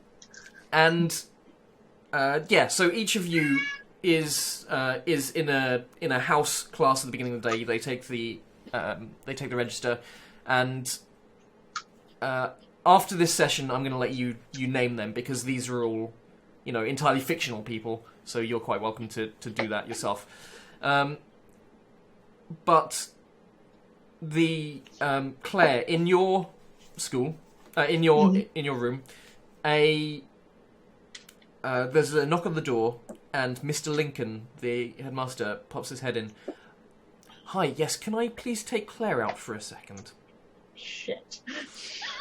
Okay, no, this is complete blank face on this. Cool. Okay. The scene switches to you sitting in the headmaster's office. Claire. There's nothing on his desk. He's got his hands on the desk. I'm hearing some things around school at the moment. Someone has been telling me that, well, that we've got some problems with some of the staff and also some of the students here. Do you know anything about this? I probably not heard anything you've not heard, sir. Why don't you tell me what you've heard? People say things, sir, and you don't always want to. I mean, people say lots of things, and I don't want to get anyone in trouble just because of things that I heard. Nobody's going to get in trouble based on something you've said. So why don't you tell me what it is that you've heard?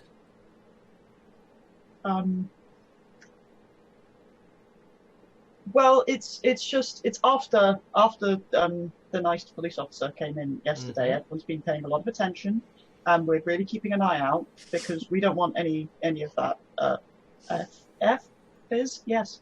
And I just someone told me that they saw a lot of people hanging out around out like older kids, like some of the year 11s, hanging out near the janitor's room, and then they were acting a bit funny, I heard. Charm check. Oh. Now I'd like to blow my dice pool, please. As it's based on the rumours you've been rumours. spreading. I am spending all 4 of those extra dice for a pool of 10. Whoa. No, wait, more than that. More than that. Whoa. Sorry, no, more than that. Is it max out at 10? Sorry, I've got heart of 5. That's 5. I can count on it. As far as I'm And then aware, you can go as high as you can go. I don't think there's a Like- limit. Charm of 3. Okay, so I'm going to roll all of my dice and then roll 1 extra. So I'm getting 11 because 5 plus 3. Yeah. Okay, so that's 3 successes there. And the last 3 successes. Right. So he nods along, and so you can do any of the following with your extra 2 successes. He can continue to believe you long into the future.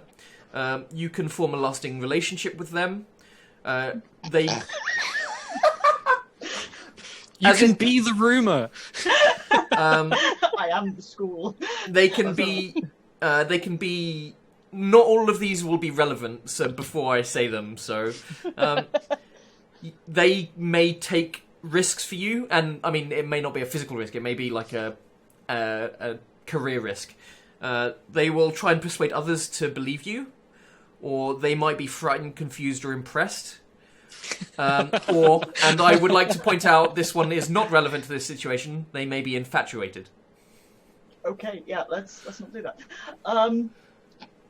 Okay, hilarious as it would be to have this ridiculous lie make the headmaster in my debt, and more inclined to support me. Let's just go with he will believe me, and especially with this particularly focusing on believing the part where I seem like I am just repeating things that I have heard, and I'm totally innocent about. He seems to believe you for now, and will probably continue to do so. And he nods. If that's all, that I did hear. I heard from Michelle that you were spreading a few lies around regarding Valerie and Aisha. I'm sure they're fine, sir. I mean, I haven't said anything that no one said to me. In that case, I should warn you about spreading rumours that other people have spread round. But you just asked. Yeah, yes, sir. Aisha and Valerie are quite ill. They are taking some time off. They are being looked after. And you should tell your friends that they're being looked after. I'll tell them, sir. Are they all right? Are they going to be all right? That's up to the people who are looking after them. I'm sure they'll be fine. Yes, sir. Thank you, that'll be all. Doing not just a slightly cowed. The cowed expression is not entirely fake, as Claire skedoodles. Okay. Does anybody want a scene at any point during the school day? Even if it's you meeting up over lunch or and talking or anything like that? I've had a sort of an idea that might tie the group together a bit. I want to confront Claire, because I've heard these rumours flying around. And I kind of presume that Claire's to blame for spreading the bad rumours. At what point Yes. do you meet up with Claire? Maybe when we're leaving school? Or just before we're leaving school? Just before you're leaving school. Okay, so this is, you know which class she's going to come out of. It's on the spreadsheet. Yeah. Yes. I've hacked the Matrix. I'm standing there like sort of... I don't know, I'm very like a big tense sort of nervous thing in this kind of way. As I'm quite angry. Claire, Oh, Ryan, hi. we need to have a conversation. This is important. So I've Okay. written down what I have to say. Okay. You should not spread rumours about people. It is hurtful. It hurts them very much. Now, we should look after Scott and be a good friend to him. We need him Yeah. to be a very good friend now. You cannot lie to me. I will not listen to you, but I'm going to walk away now. And he goes. I'm like a paladin, but, you know, kind of... Socially awkward paladin. Claire is I just shout gonna- back, it's your fault at Claire. And then so I'm off. Wow. I'm going to go cry in the toilets. I've had a very stressful day, and I know people will blame me. Would you like to make yourself upset? Sorry. Wow. Yeah, no, I'm Oh no, it upset. makes someone cry. And you just walked away. You didn't see that. Yeah. I just think... Oh, you can't- she hit it until she got to the Yeah. toilet. I just think about all the times I was made to cry because of people spreading rumours. So I'm just presuming that, you know, she's heartless and doesn't feel anything. How little I know. So Don't feel. who is likely to be the first one to sort of rush out of school and leave? I'm gonna say. Well, yeah, I was gonna say. Yeah, you've already done it. Yeah, you've just left. I Okay. think Scott would be making quite a hasty exit. Okay. Yeah, I'm thinking actually. I'm just wondering whether it would go anywhere if Julie was also in the toilet at the point where Claire comes in. Ooh. That's good. Okay. So if we go for that, then yeah, Claire, you enter the toilet. The cubicles, you know. One of Think- the ends think- locked. Thinking about it, I have no idea what One girl's toilet looks in like. secondary school. Yeah. So you're welcome to So she describe it. stands by the urinals and Leaving spaces. No, it's still pretty grimy, though not the horror stories Yeah, I hear no. of the boys. They tend to be grimy, but not quite as bad as the boys. I hear it's the But, other way yeah. round. This is interesting. Yeah, no, it does. It was all. The stories were always the boys' toilets were just horrendous, Okay. whereas the girls' toilets were merely I've heard bad. of some pretty sharp graffiti. Yeah, graffiti is pretty evil. Yeah. There'll be graffiti and stuff, but yeah, Claire it's got probably real did different a person. portion of the graffiti herself. Yes, or encouraged it. Yeah, it's all Michelle's fault, really. Yeah, Claire will lock herself in a cubicle because that's just taking precautions, and then fail to be sufficiently quiet as she cries a bit. Julie, you know, it's the end of the day. Flush noise. Yeah. Julie's presence is suddenly, or at least the presence of somebody else in the toilets. No, does that stop Crying. Claire in? Claire is probably, yeah, she's probably going to do a bit of a sniff and then just try to clamp down on it and sit in the cubicle, trying to not cry more. Can I tell if that's Claire or not? Do I need to, should I roll for working out if it's Claire? I'm gonna just say that if you think you would know that it's Claire, like Maybe you recognise her footsteps. Yeah, it's the thing. I'm not sure I know Claire well enough to know what she sounds like when she's crying. well, everybody knows Claire well enough in this school. You may have heard her get a little bit indignant last night over the video games. That's true. Yeah. It could be some similar sounds there. Actually, Sounds- Claire, when you're crying, do you say anything to yourself? Like, are you like get it together kind of thing?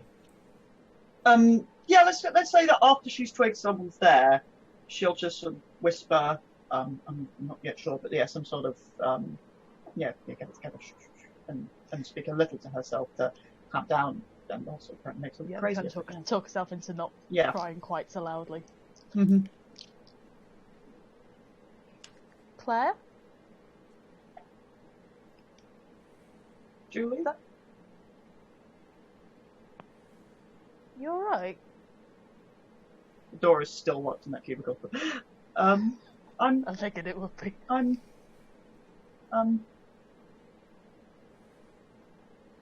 do you and Ryan think I'm horrible? How brutally honest is Julie? You the devil. Whoa!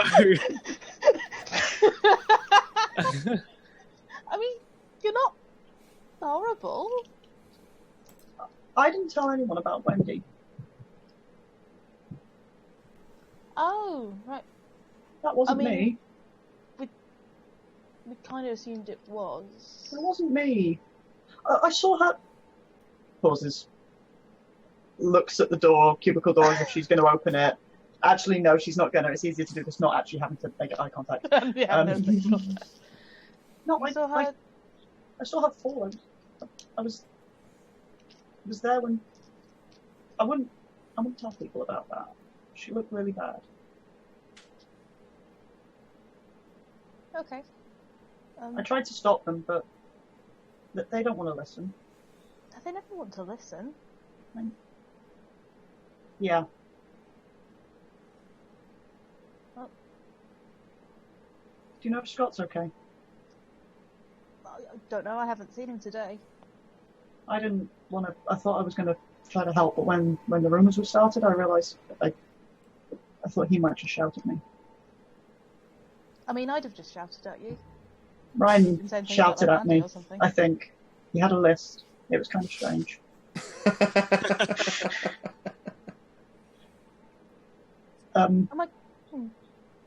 Well,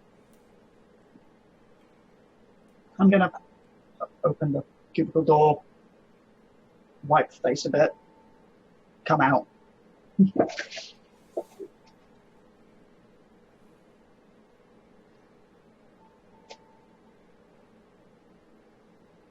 It wasn't me. okay. I believe you. Thank you. I mean, you figure things out like that. You're really smart.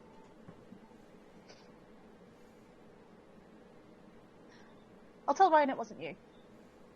Thank you. And Scott? Are you going to see Scott? I should see Scott. Yeah.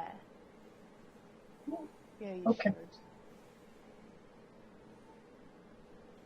I should probably go. Yeah. Bus. Yeah. Yeah, bus. We get the same bus. We should go. Let's get the bus! Bus! Ryan, you are leaving the school, and this might actually interest you. There is a strange vehicle outside of the school. It has a large satellite dish on top, and it has the words BBC, British Broadcasting Company, along the side. As you exit the school, you are the first person to seemingly exit, ahead of throngs that you know are coming behind you quite a way. But a gentleman straightens up his jacket and motions to a camera behind him, and moves up to you. Hi there, my name's James Blake. I'm with the BBC. Can I speak to you? You are speaking to me. What's wrong with you? He motions the camera in. Hi. So we've I'm been having a hearing. really bad day. I'm sorry. No, I understand that you've been in school. We've heard some rumours about drugs in this school. What can you tell us about this? Have you heard any rumours about drugs? I've heard rumours about. There's all sorts of rumours. There's this school. People speak, and they just can't stop talking. And that's what they do. And this is not news. And you should not be here. This is rude, and it is bad. And we should be better than this. And I just storm away. And then I stop, and I realise I have to wait for Scott. So I sort of storm off a bit and look back. Because if that guy goes anywhere near Scott, I'm punching him. It's that kind of vibe. And I'm like really vibrating in anger at this. Yeah. This is like completely a flashback for me in that way. So yeah, it's vibrating with angry energy, but also weirdly humorous. Okay. You see, so a number of people come out, and the man goes up to a few of them and asks them about drugs. He specifically names F, and asks if anybody knows anybody who might have taken it in the school. He's obviously digging in a really kind of sort of obvious way. Then when Scott comes out, he seems to have a moment of recognition, and looks like he's trying to make a beeline for Scott, pushing through the throngs of children. Do you? I move immediately, interjecting in this kind of way and trying to try Scott this way. What? Why? What's going on? People are trying to talk to you. Scott, James Blake, BBC. Can I speak to you? Like, he's maybe 15 meters away, and you hear that shout over the. Scott, you've got nothing to say. You need to get home now quickly. Okay, I'm gonna go with you. Yeah. Okay. If you're trying to get through the there's a lot of children here, all coming out of school at the same time. Can I have a? Well, you're quite welcome to use sneak or force. It's up to you to either kind of hide amongst these children, or just push your way through and get through quickly. Cool. But I'll use force actually.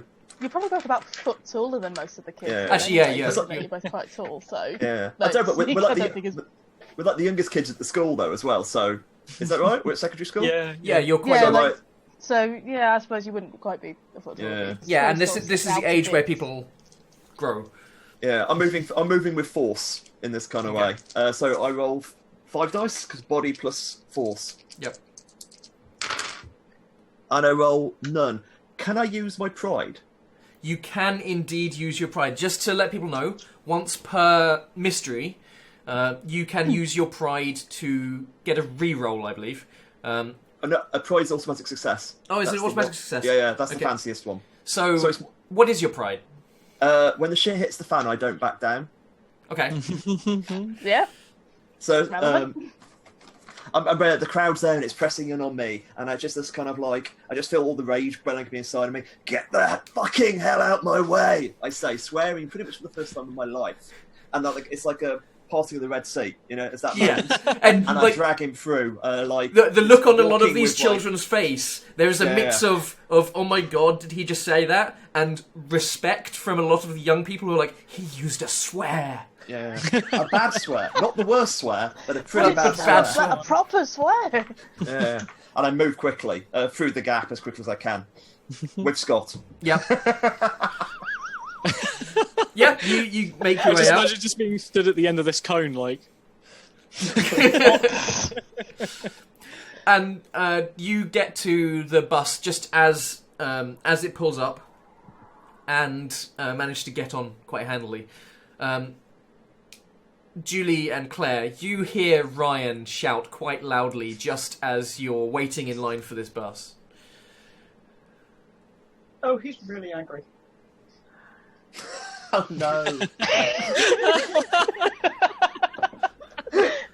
Running. Julie's running towards them. Yes. Yeah. Okay. Yeah, they're making their way towards the bus. You can see them quite easily. Are they cool. moving towards the bus? Mm. I'll still run towards him. Yeah, so I'm assuming that Ryan and Scott are both going for this bus to get home, basically. Yeah. The good news is we get the back seat because we're first. And also, So what- because why- nobody's why- going to challenge you for the back seat. So what? On social why- hierarchies turn up. Do that. Well, I said, Julie, we need. Sorry, I'm apologising to Scott. I'm sorry, I didn't mean to be like that. I just these people can be really very bad. No, it's okay. What people? What? What? Sorry, the BBC were here and they're going to ask Scott questions, and that's rude and intrusive, and it will not be Spawn. I say, sort of segueing into fantasy speak. Julie, you can see behind them there is what looks like a large white BBC van, and you can see someone talking to a teacher with a camera next to them. I think we should leave. I think. Well, I mean, we have to go on the bus. Let's get on the bus. Yes, Claire will sort of hang at the, not approach them, and actually probably try to be a little bit more invisible, as she's pretty cowed right now. I mean, you can all decide amongst yourselves if you notice Claire, and if you want to say something to her. Actually, no, in front of people. No, she's not going to do that in front of people. Never mind that. Does Julie want to say? I mean, I'd obviously if I notice Claire, I might glance, and Julie might see me being a bit kind of glary. Yeah, I think Julie would notice you being a bit glary, but wouldn't say anything right now because at the minute we're like, the main thing is let's get on the bus before like anybody notices. Yeah. Well, What's my main going care on? is getting on the bus. Yeah. You know, that's my number one mission. Okay. Yeah, you get on the bus, and it fills up and pulls away. Is there anything people want to discuss now? I mean, I guess I thank Ryan for doing that. I don't really know what it was about, but it sounds like you really stuck your neck out for me there. Yeah. It's okay. This is fine. How was your day? I say deflecting. Because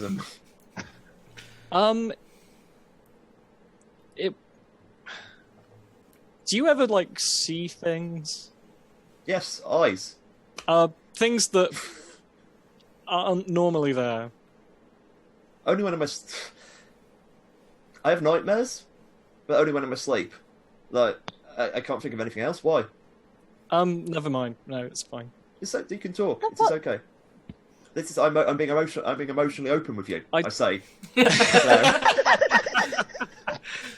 It's just I feel like I had a nightmare while I was awake, and That's I don't horrible. What, like seeing things? know. Hearing things and kind of seeing things, but mostly hearing things.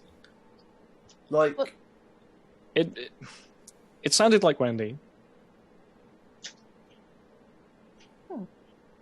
I've had some weird thing. There are some weird things that's happened to me. I'm kind of like, I don't know what they are, but there's something going on with this world. I just sort of know it. It's like when I'm playing, like my tapes, weird things happen to my tapes when I leave them alone too long.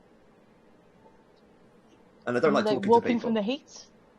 No, like screaming.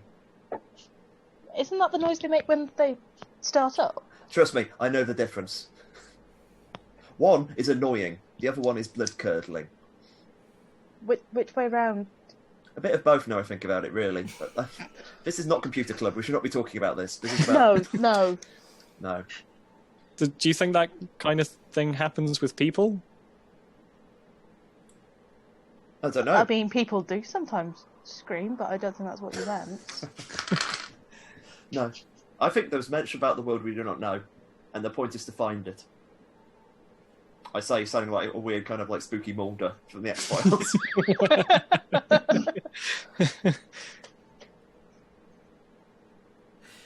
So, I'm going to end that scene there, unless anybody has anything else to say.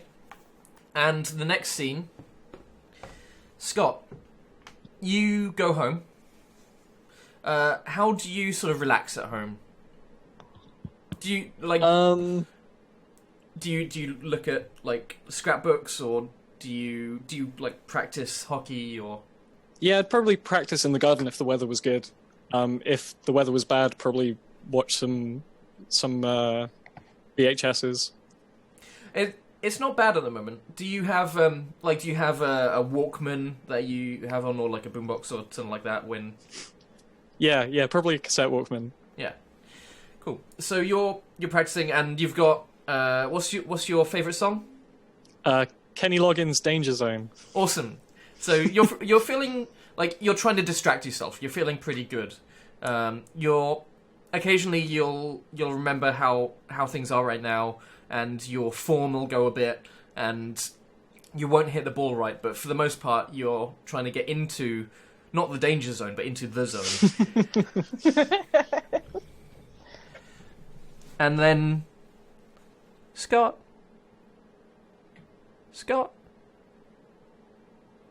is coming over these. Oh. I think the instinct would be to just take them out, though, and like look around. You don't see anything. Put them back in again.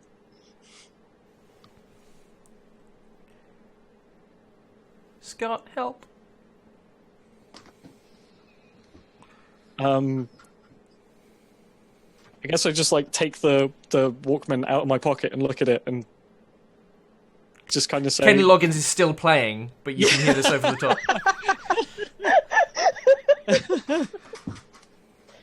I pause the tape. You don't hear anything after that. Okay, play it again. And the music starts playing, and you hear... By the canal. At the end. Scott, you have to help. Scott. So I guess at this point he's I'm gonna so bolt. scared.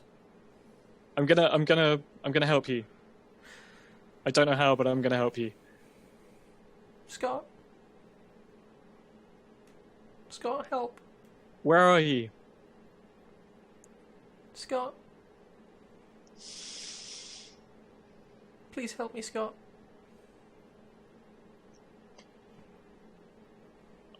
Scott. Okay, I'm gonna run over to... Do I know where Ryan's house is? You know that he lives nearby based on what happened the other day, and Okay.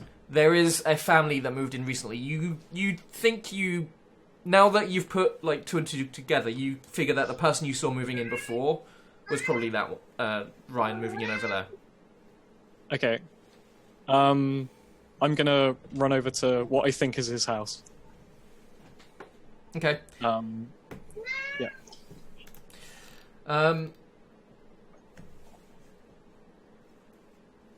Ryan, when you're at home and when your parents are home, what's the sort of situation like there? Would they argue a lot, or do they just stay in separate rooms, or does the evening turn into one long argument?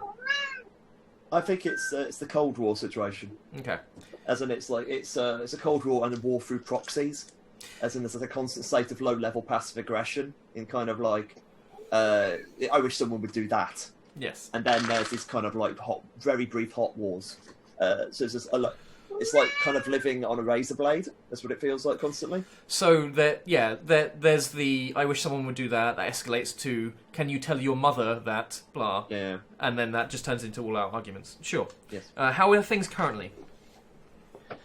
Right now, they're very, very weird about the disappearance in this kind of... It's kind of, weird stuff having kids. It's kind of, they move to this area to try to get away with it, and like something just as bad is happening here. And there's kind of...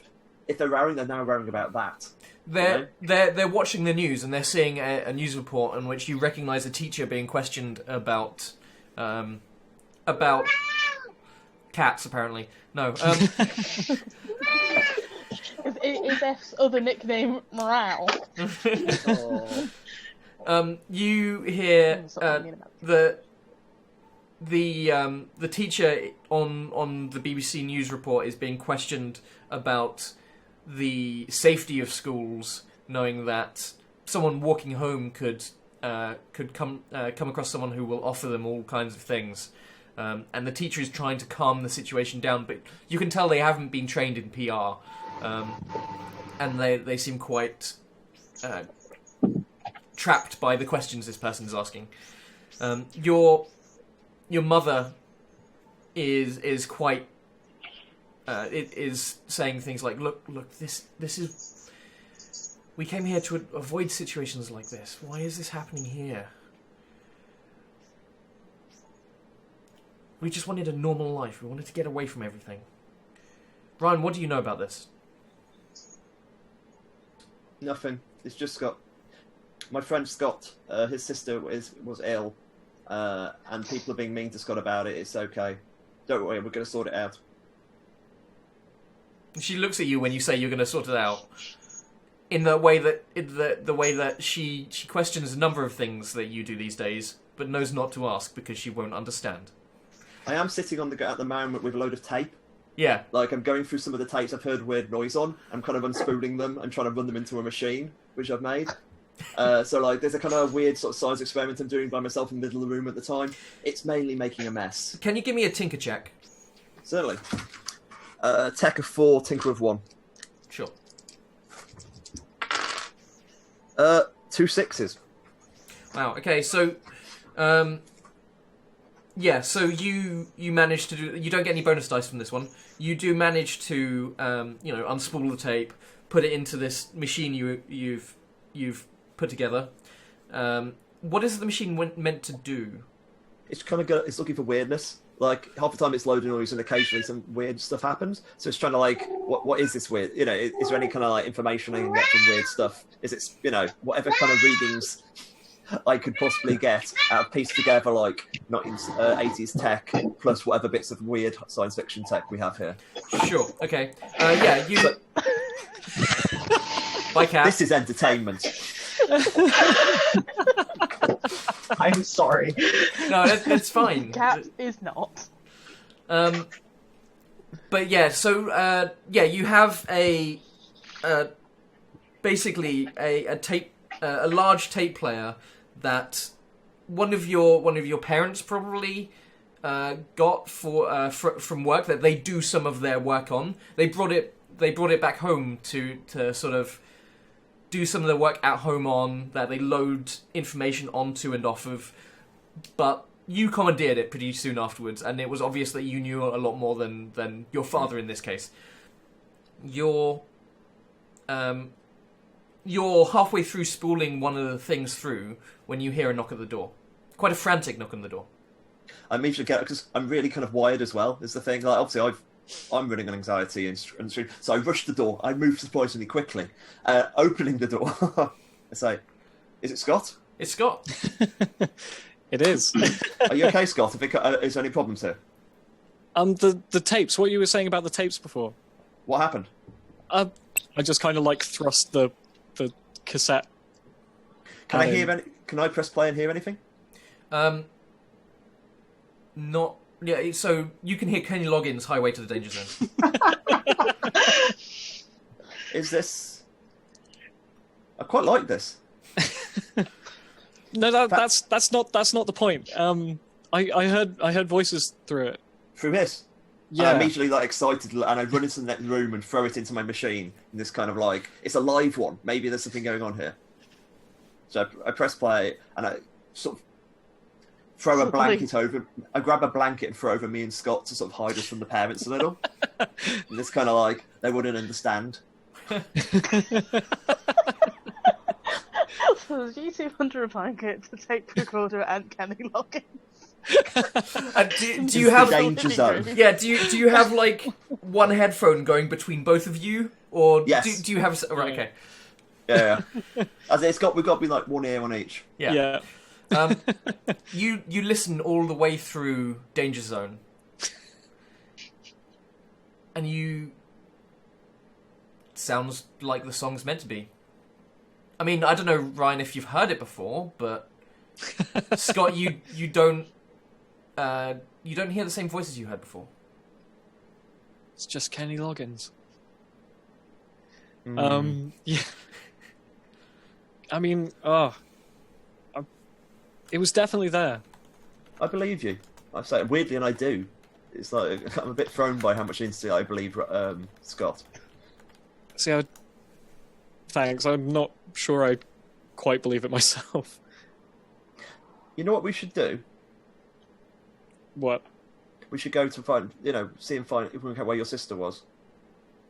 She, the voice I heard said something about the canal. There's a canal in town. We should go to the canal. Yeah. I mean, should we just us, or should we get anyone else? Well, Julie's part of my club, or might be part of hers. I'm not quite sure how it works yet. Okay, that's get her. I don't want us. I don't want us to get lost or anything. Julie's very clever. That's the thing. I'm sure Julie would be useful. She knows a lot. Okay, Right. so I guess we're going over to her house. Yes. I think I should probably put away this blanket now. Just throw off the blanket and run out of the door. Mic drop. Julie, Out. your dad puts his head round the door. Julie, there are 2 boys here to see you. Hello, Julie. I'm Ryan. This is Scott. We have an adventure to go on. We're going to the canal. Yes. It's the first step in a bigger adventure. We've been to the canal before. Let me describe my binoculars. That's really good. Run off, grab binoculars. To possibly make life easier, at some point Claire was planning on going around to see Scott, so Probably that can kind of bumped happen into for a us very as convenient run-in. Yeah. As You at can that definitely- point where Yeah, all 3 I of mean, us are about to head off. Yeah. Yeah. Mm. So I Yeah. guess I've not picked anything up yet because I didn't know that I'd be going straight out after after going to Ryan. So probably head back via mine anyway. Yeah. I I'd guess- probably better grab a bunch of random tech crap I've got around the house. You can be assumed to have your iconic items on you for the box cover of this movie. Yes. Excellent. A loader.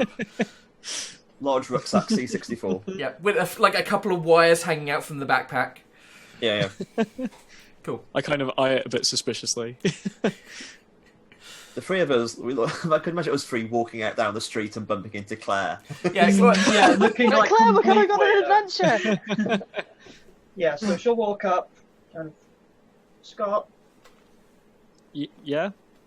I wanted to say, first, I'm really sorry, and second, it wasn't me who told people about what happened to Wendy.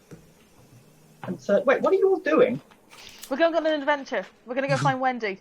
We're going to the canal, and do you want to come? She looks back Come at on, the it'll be house, and she looks back at Ben. Sure. Yeah. Yes. Yes. No, Scott. Let's go on an adventure, Scott. Let's go. Do you need anything? Onwards! No. Yes.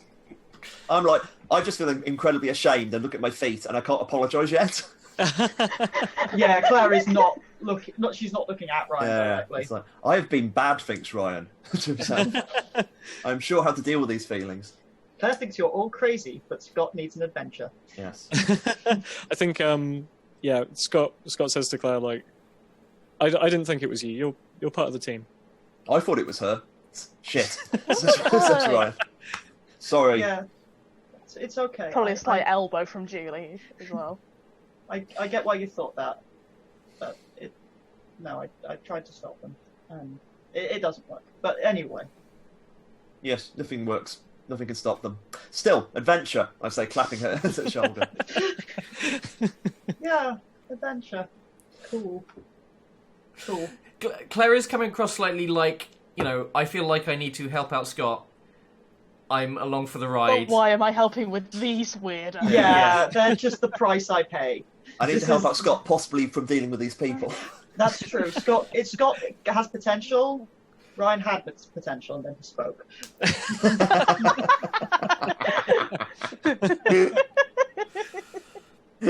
So, you are walking down the canal. You enter it via. Basically, there's a large park behind this cul-de-sac that has a gate that leads to the canal. Most of the canal is flanked by large trees that come up and not guard it, but like hide it from view from a lot of the length of it. Every now and again, there's a little opening to the side, such as the building site that Scott described, such as this park here, and it'll open onto like a foresty copse or a disused field or a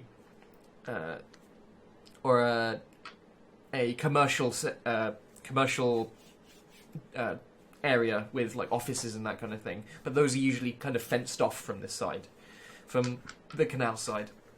And do you discuss anything as you're travelling along?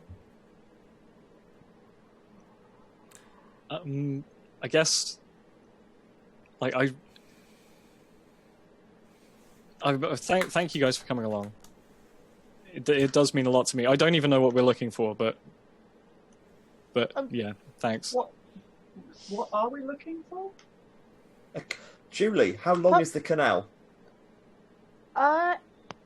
From that end to that end, it's about 60 miles, but I don't think we're looking along the whole 60 miles. That would be a problem. That would be a problem. That's a lot of canal. Mm. Probably too much canal. What's in the canal? I don't know. Okay. Lots of things. Water, weeds, Shopping there's trolleys. some fish, but Those- there aren't many fish anymore. There used to be a lot more, apparently. We're Weird going blue- to trolleys, those bicycles. shopping Julie, trolleys. Yeah, those weird balloon things. Great. No, you do get Adventurous. those weird balloon things. Yeah. And possibly something to do with Wendy, which is the more interesting thing here, because I don't think we're looking for shopping You trolleys. should probably start with that next time. You should ask a better question next time. Okay, so why is... Scott has received a clue, I say, in a weird moment of insight, realising that Claire may not have bought into the whole ghost voice thing. As That of has yet. been told explicitly about the Yeah. ghost voice thing. I think we need to work you towards the acceptance of ghost voice. I found a tape with her voice recorded on it, and she said something about the canal. Oh, she left a message. Yes. Yes. Maybe that's why she was there. Yeah. Just Julie starts whistling goes. The sun starts to go. Well, I mean, you can't see it because it's currently slightly overcast, but the sun is quickly diminishing, and it's getting to that sort of twilighty dark quite quickly. There's that faint blue that's over everything in the dark skies. And as you keep walking, you start to come to what you see ahead is the M25, a major motorway that when you're at home, you can see going from one horizon to the other. But you know that you've walked a fair distance by the time you're coming across this. Underneath, there are tall pillars that are rising up to the motorway itself, meaning you can go underneath. The canal continues in a similar way under it, turning to go with it, and then you know that it continues for quite some time. You come to this area and you notice one thing which is incredibly strange, and that is there is a dog here, just underneath the motorway, lying on the floor, and it doesn't seem to be moving. I'm going to run straight up to it. Oh, God. Okay. I take it you're looking over it, that kind of thing. Yeah. I want to see if it's okay. Can you give me an investigate roll? Yeah, I'm not going near the probably dead dog. I'm taking a hit on this, aren't I? If you're upset, yes. Yeah. That is a fail.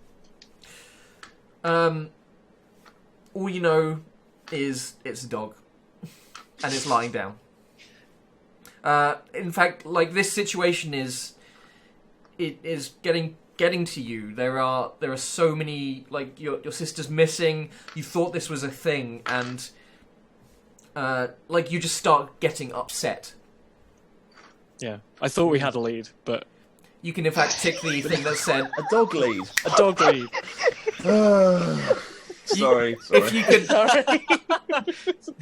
if you could tick the upset marker while you're laughing. So just to let people know, when you're using your icon, like it's not relevant to the specific situation now. Now, when you're using your iconic item, you get +2 to things. If you've got help from someone, you get +1, as in an extra dice.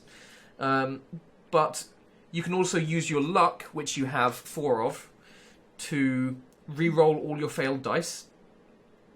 You can also push yourself by taking a condition and describing how you take the condition, and that will also give you another re-roll of all your failed dice. Would you like to use luck in this situation? Or would you like to call someone over to give you a hand? I was about to say, I would have ran over with him. Like, so I was being quiet, but that kind of, my immediately would have gone and looked to help for an animal. To see it was... Little legs will catch up. Claire will follow reluctantly and hang at the back. She's pretty sure that's a dead dog. So, would you like to use your luck or something like that instead of going upset? I just realised that we could have done this before. Oh, yeah, I could use a luck. Okay, and Ryan is now helping you, so you can add his extra dice to it. So is that an extra 1? Yep. Cool. Ooh. That is 1 success. Okay. I just realised it would be better for me to investigate, because I've got better investigate skills. I just got there quicker. You.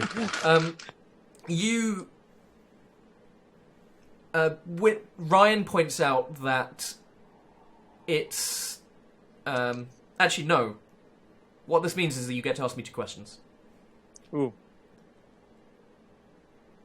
Is the dog alive? Dog appears to be breathing. Is the dog injured? No.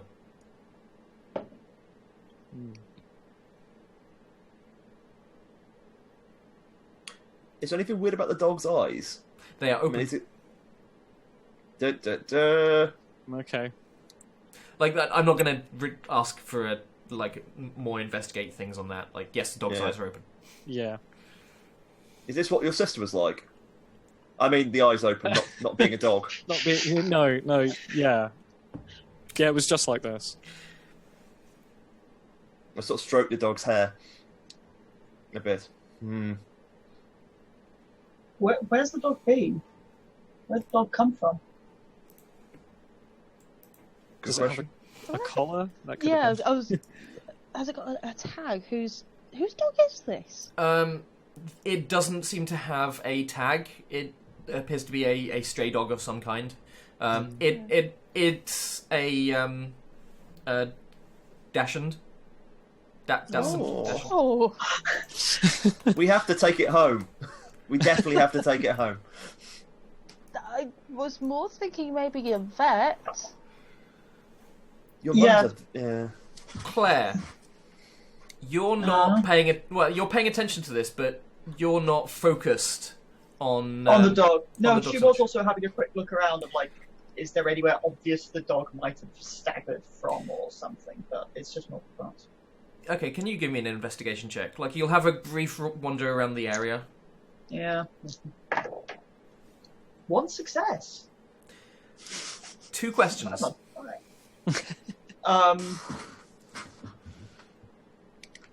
Can I tell which direction the dog might have come from? Or, like, is there anywhere the dog may have come from? So, this place seems relatively undisturbed. Like, not very many walkers have... Most of the walkers have gone down by the canal, you can tell. And there's... Like, because there's a footpath down the side of the canal. This is a little bit further on. Turning off the footpath, basically, there's this motorway here and a field beyond it. The dog, you can see that there are paw prints in muddy ground near it. And you can see that it appears to have come from the direction of the field behind the motorway. Of course it did. And second question, in a fit of paranoia, is anyone else nearby or watching? You can't see anyone. Okay. Claire will sort of want to detach just a tiny bit and sort of start looking towards the field in a kind of half way. you can see from the side of a field. There's a number of bushes, pretty much directly next to where one of the pillars for the motorway is. This would be this is no longer under the side of the motorway. This is just the edge of it. It's quite dark, but you can just make out a sort of white, slowly pulsing light coming from the bushes. Very, very light, but you can just about tell. There's a lot of noise coming from the motorway, but the barriers on the side keep any light from spilling down. And in the darkening, with the darkening sky, you can just about start to see this. And it doesn't look at all like there should be something weird pulsing white light in there. It's the middle of a group of bushes, so Yeah. unless someone has done something weird, and it's like slowly pulsing. Yeah.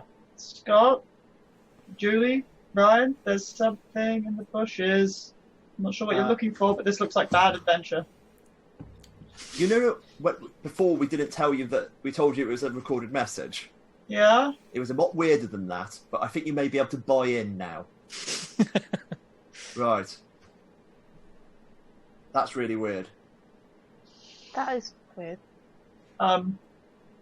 So there's something in the bushes near a dog that's suffering like Yeah, dog. Wendy.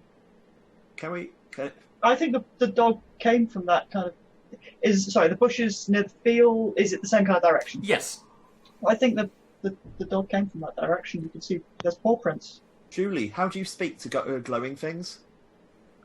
I have no idea how you speak to glowing things. Oh, Usually glowing things don't do the thing. talking. You can't see a thing itself. You can just see the emanation of light from it that is affecting the surrounding area.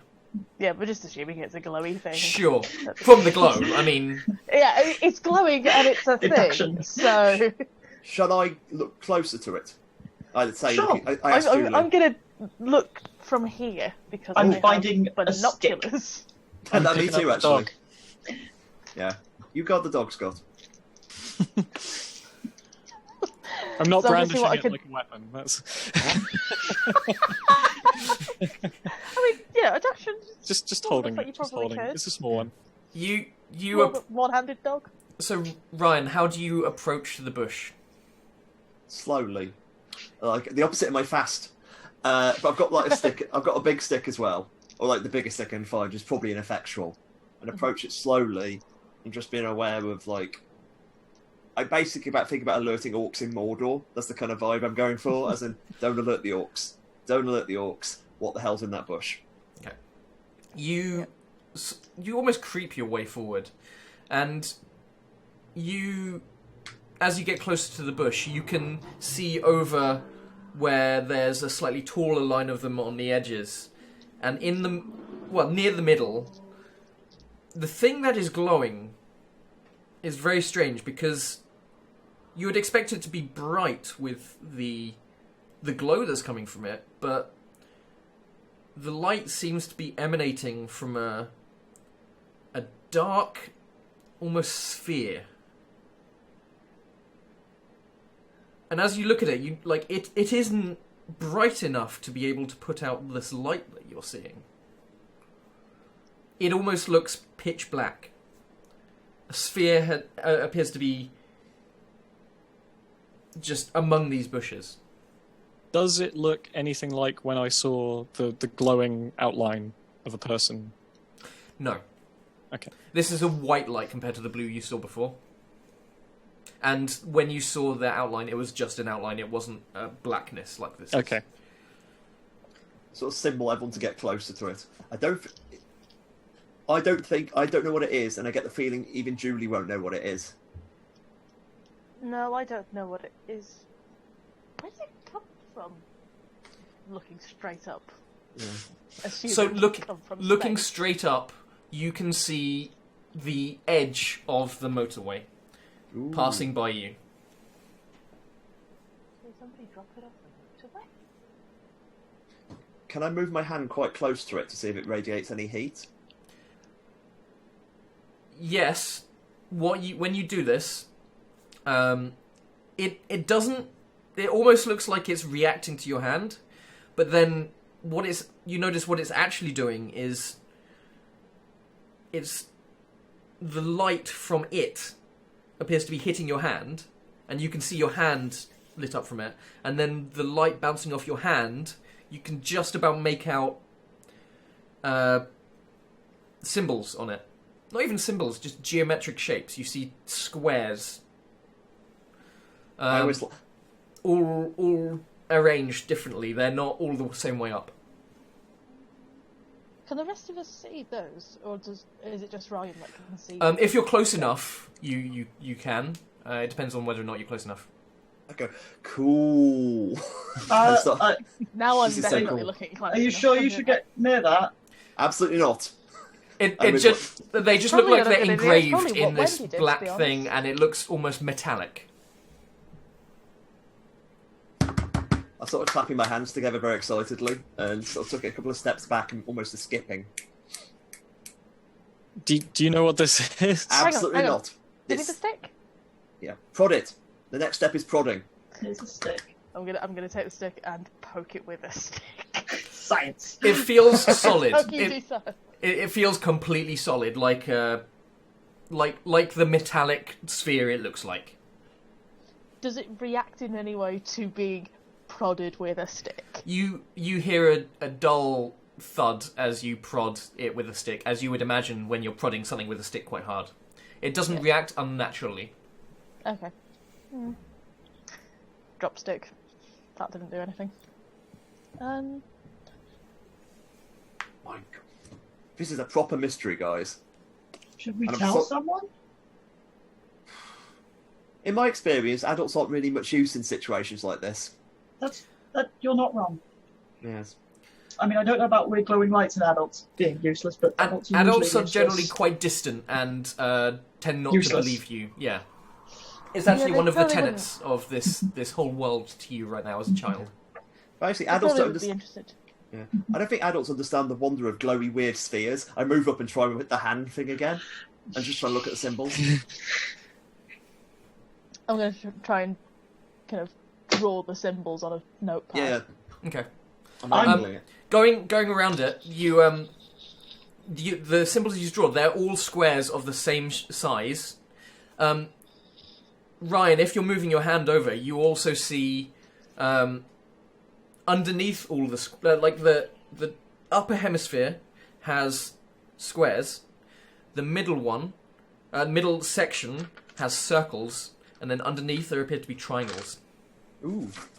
Does this remind me of anything I've seen in my technical studies? Not unless you can actually tell me something out of character.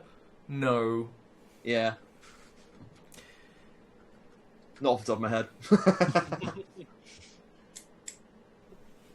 Claire is going to sort of move past and have a look towards the field. Sure. Give me an investigate roll. I'm good at that. Fail. I'm going to use luck, because they're per session, aren't they? Luck? They very well may be. You've got plenty. Go for it. Yeah. That's 2 successes! Okay, Yeah. Luck is amazing. I love it. so 3 questions.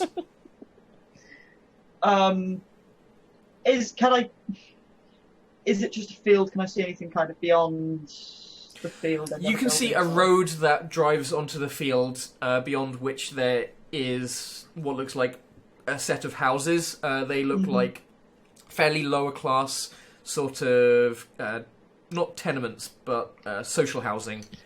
Can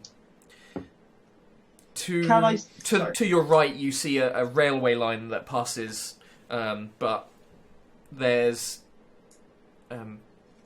nothing going by right now.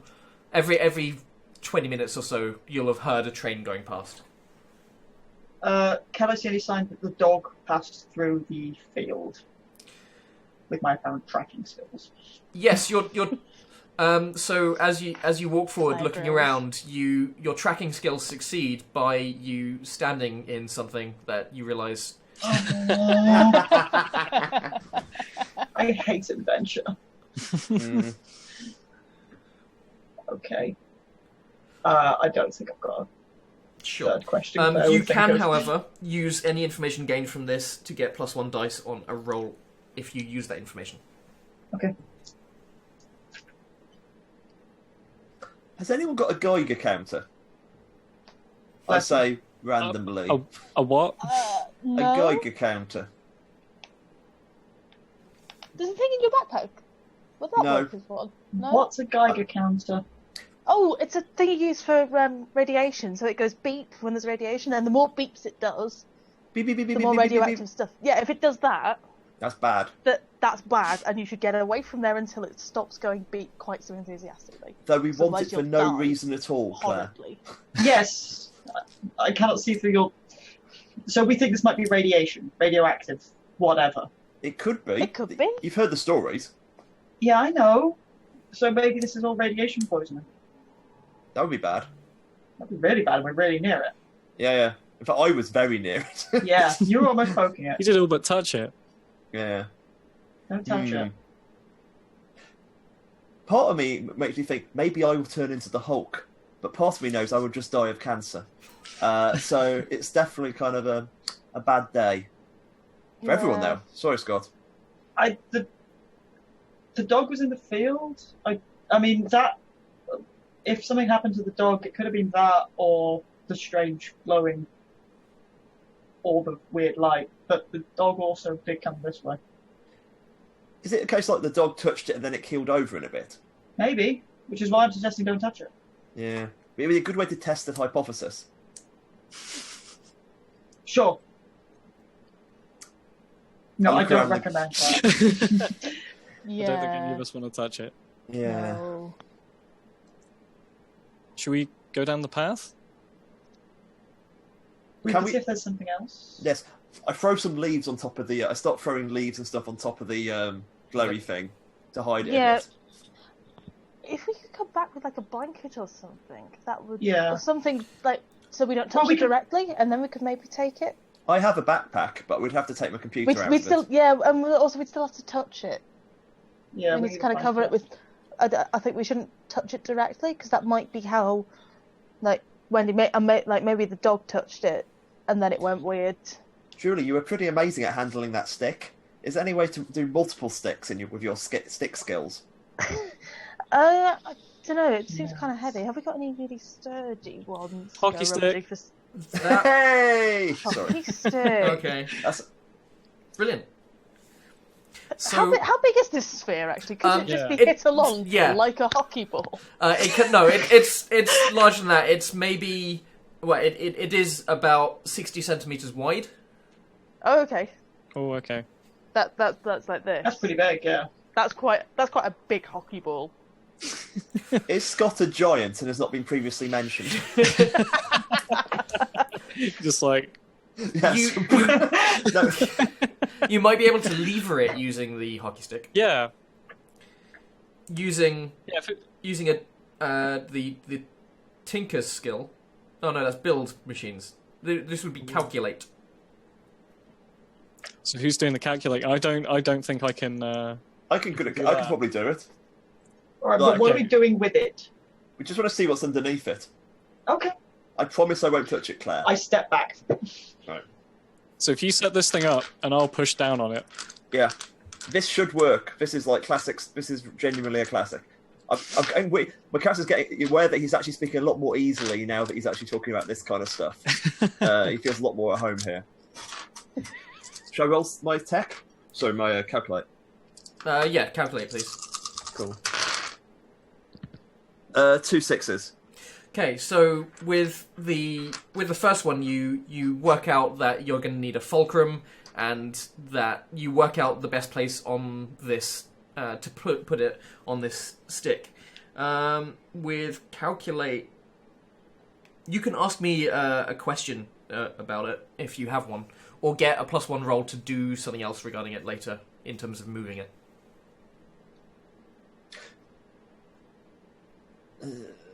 Do I get okay? I think is it like? Am I getting sense it's actually a machine, or is it like?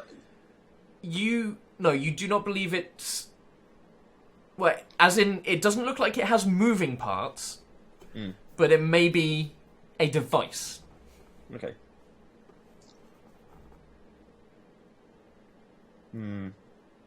Let's follow the path. Okay.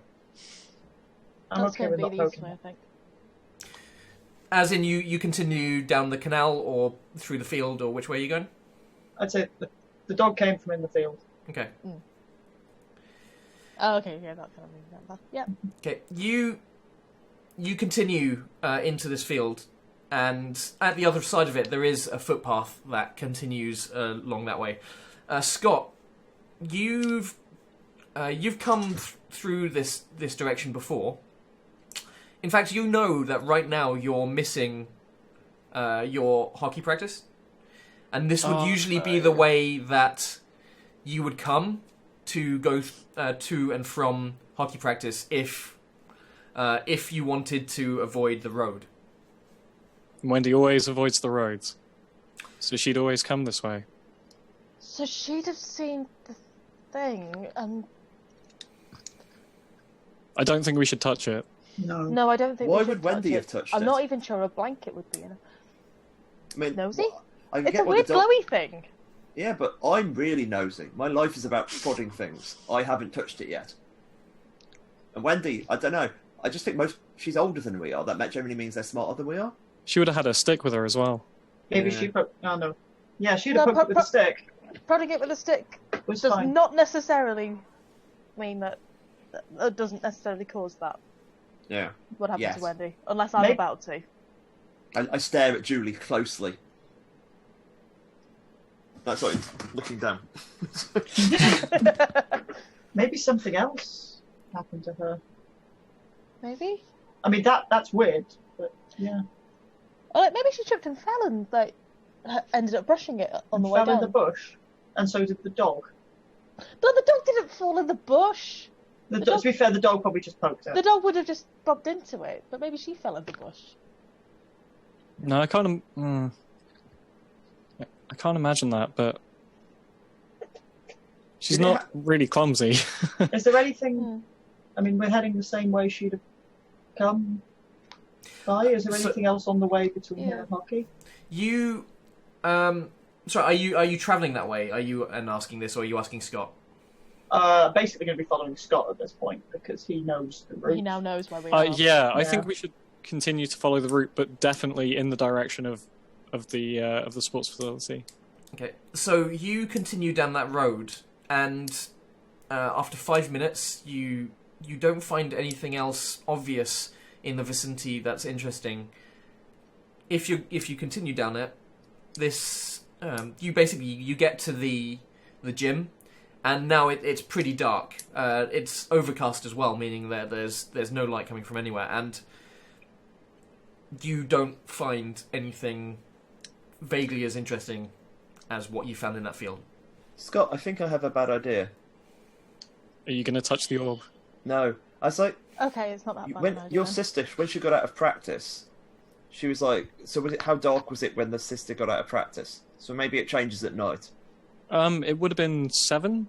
Okay, not dark at all. My idea was bad. I'm not very good at this mystery thing anymore. What was your Give it idea? another shot.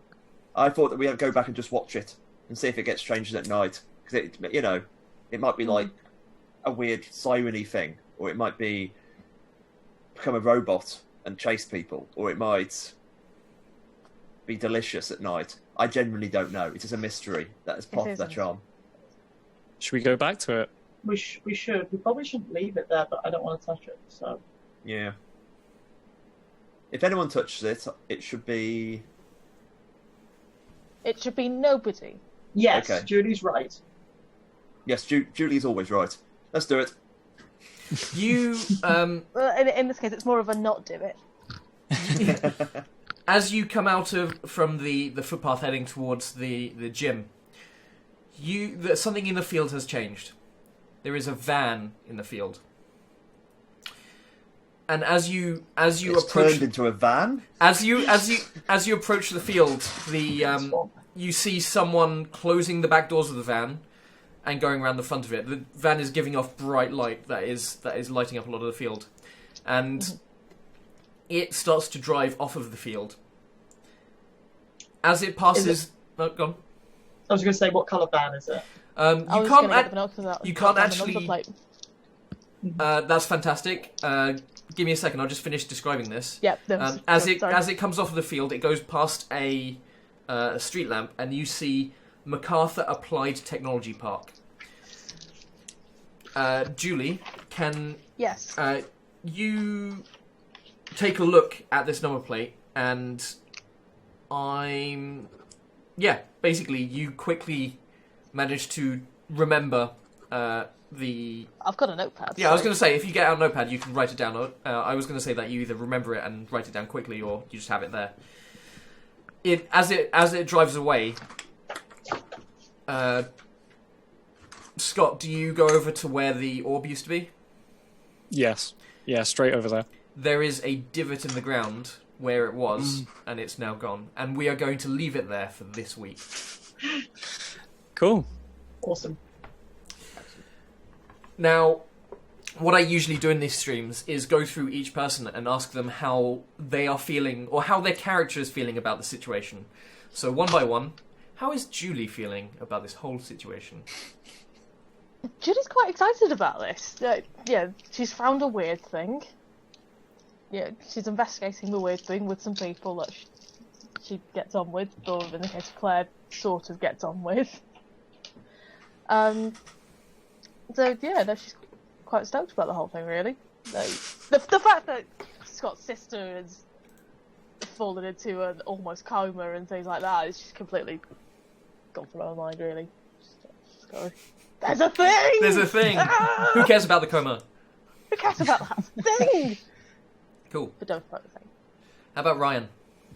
I think it's quite shameful. Ryan's feeling very similar to Julie. I can imagine the two of them just running around and perhaps even hugging in terms of mystery, mystery, mystery. Later, in about 10 minutes' time, I'm going to probably feel quite bad. In that kind of like, Claire feels bad, and Scott feels bad, and I'm being like an idiot. But right now, it's like, we've got clues, we've got like a puzzle. This is literally everything I could ever want. I maybe get a chance to hack something. And I just need to buy a modem before I can do that. But how about Claire? Judging. Claire is certainly feeling like this is weird and bad, that there's a combination of wanting to be supportive for poor Scott, who she feels very sympathetic for, and a kind of tumbling down the rabbit hole sense of you can't just sort of walk away now. It's just weird. Okay. And what about Scott? I think it started out as probably one of his lowest moments of his life, probably. But I think he's probably glad to be doing something, and he's determined. His first reaction was to have a load of nervous energy, and that was going somewhere. Fair enough. Okay, well, I'm glad you all had a good time. Even if it was slightly depressing and adventurous and slightly crazy. I love the Julie Ryan BFFs situation here. I was waiting. There's probably going to be a scene coming up when Julie's parents go, "So about these boys that keep turning up on the door." I definitely wasn't thinking about that as a future scene. yes. Brilliant. Okay, but yeah, this has been wonderful. Thank you everybody at home for watching. I'm sorry about the technical issues halfway through, but we have been beautiful. You have been amazing, and as always, we are now going to roll out.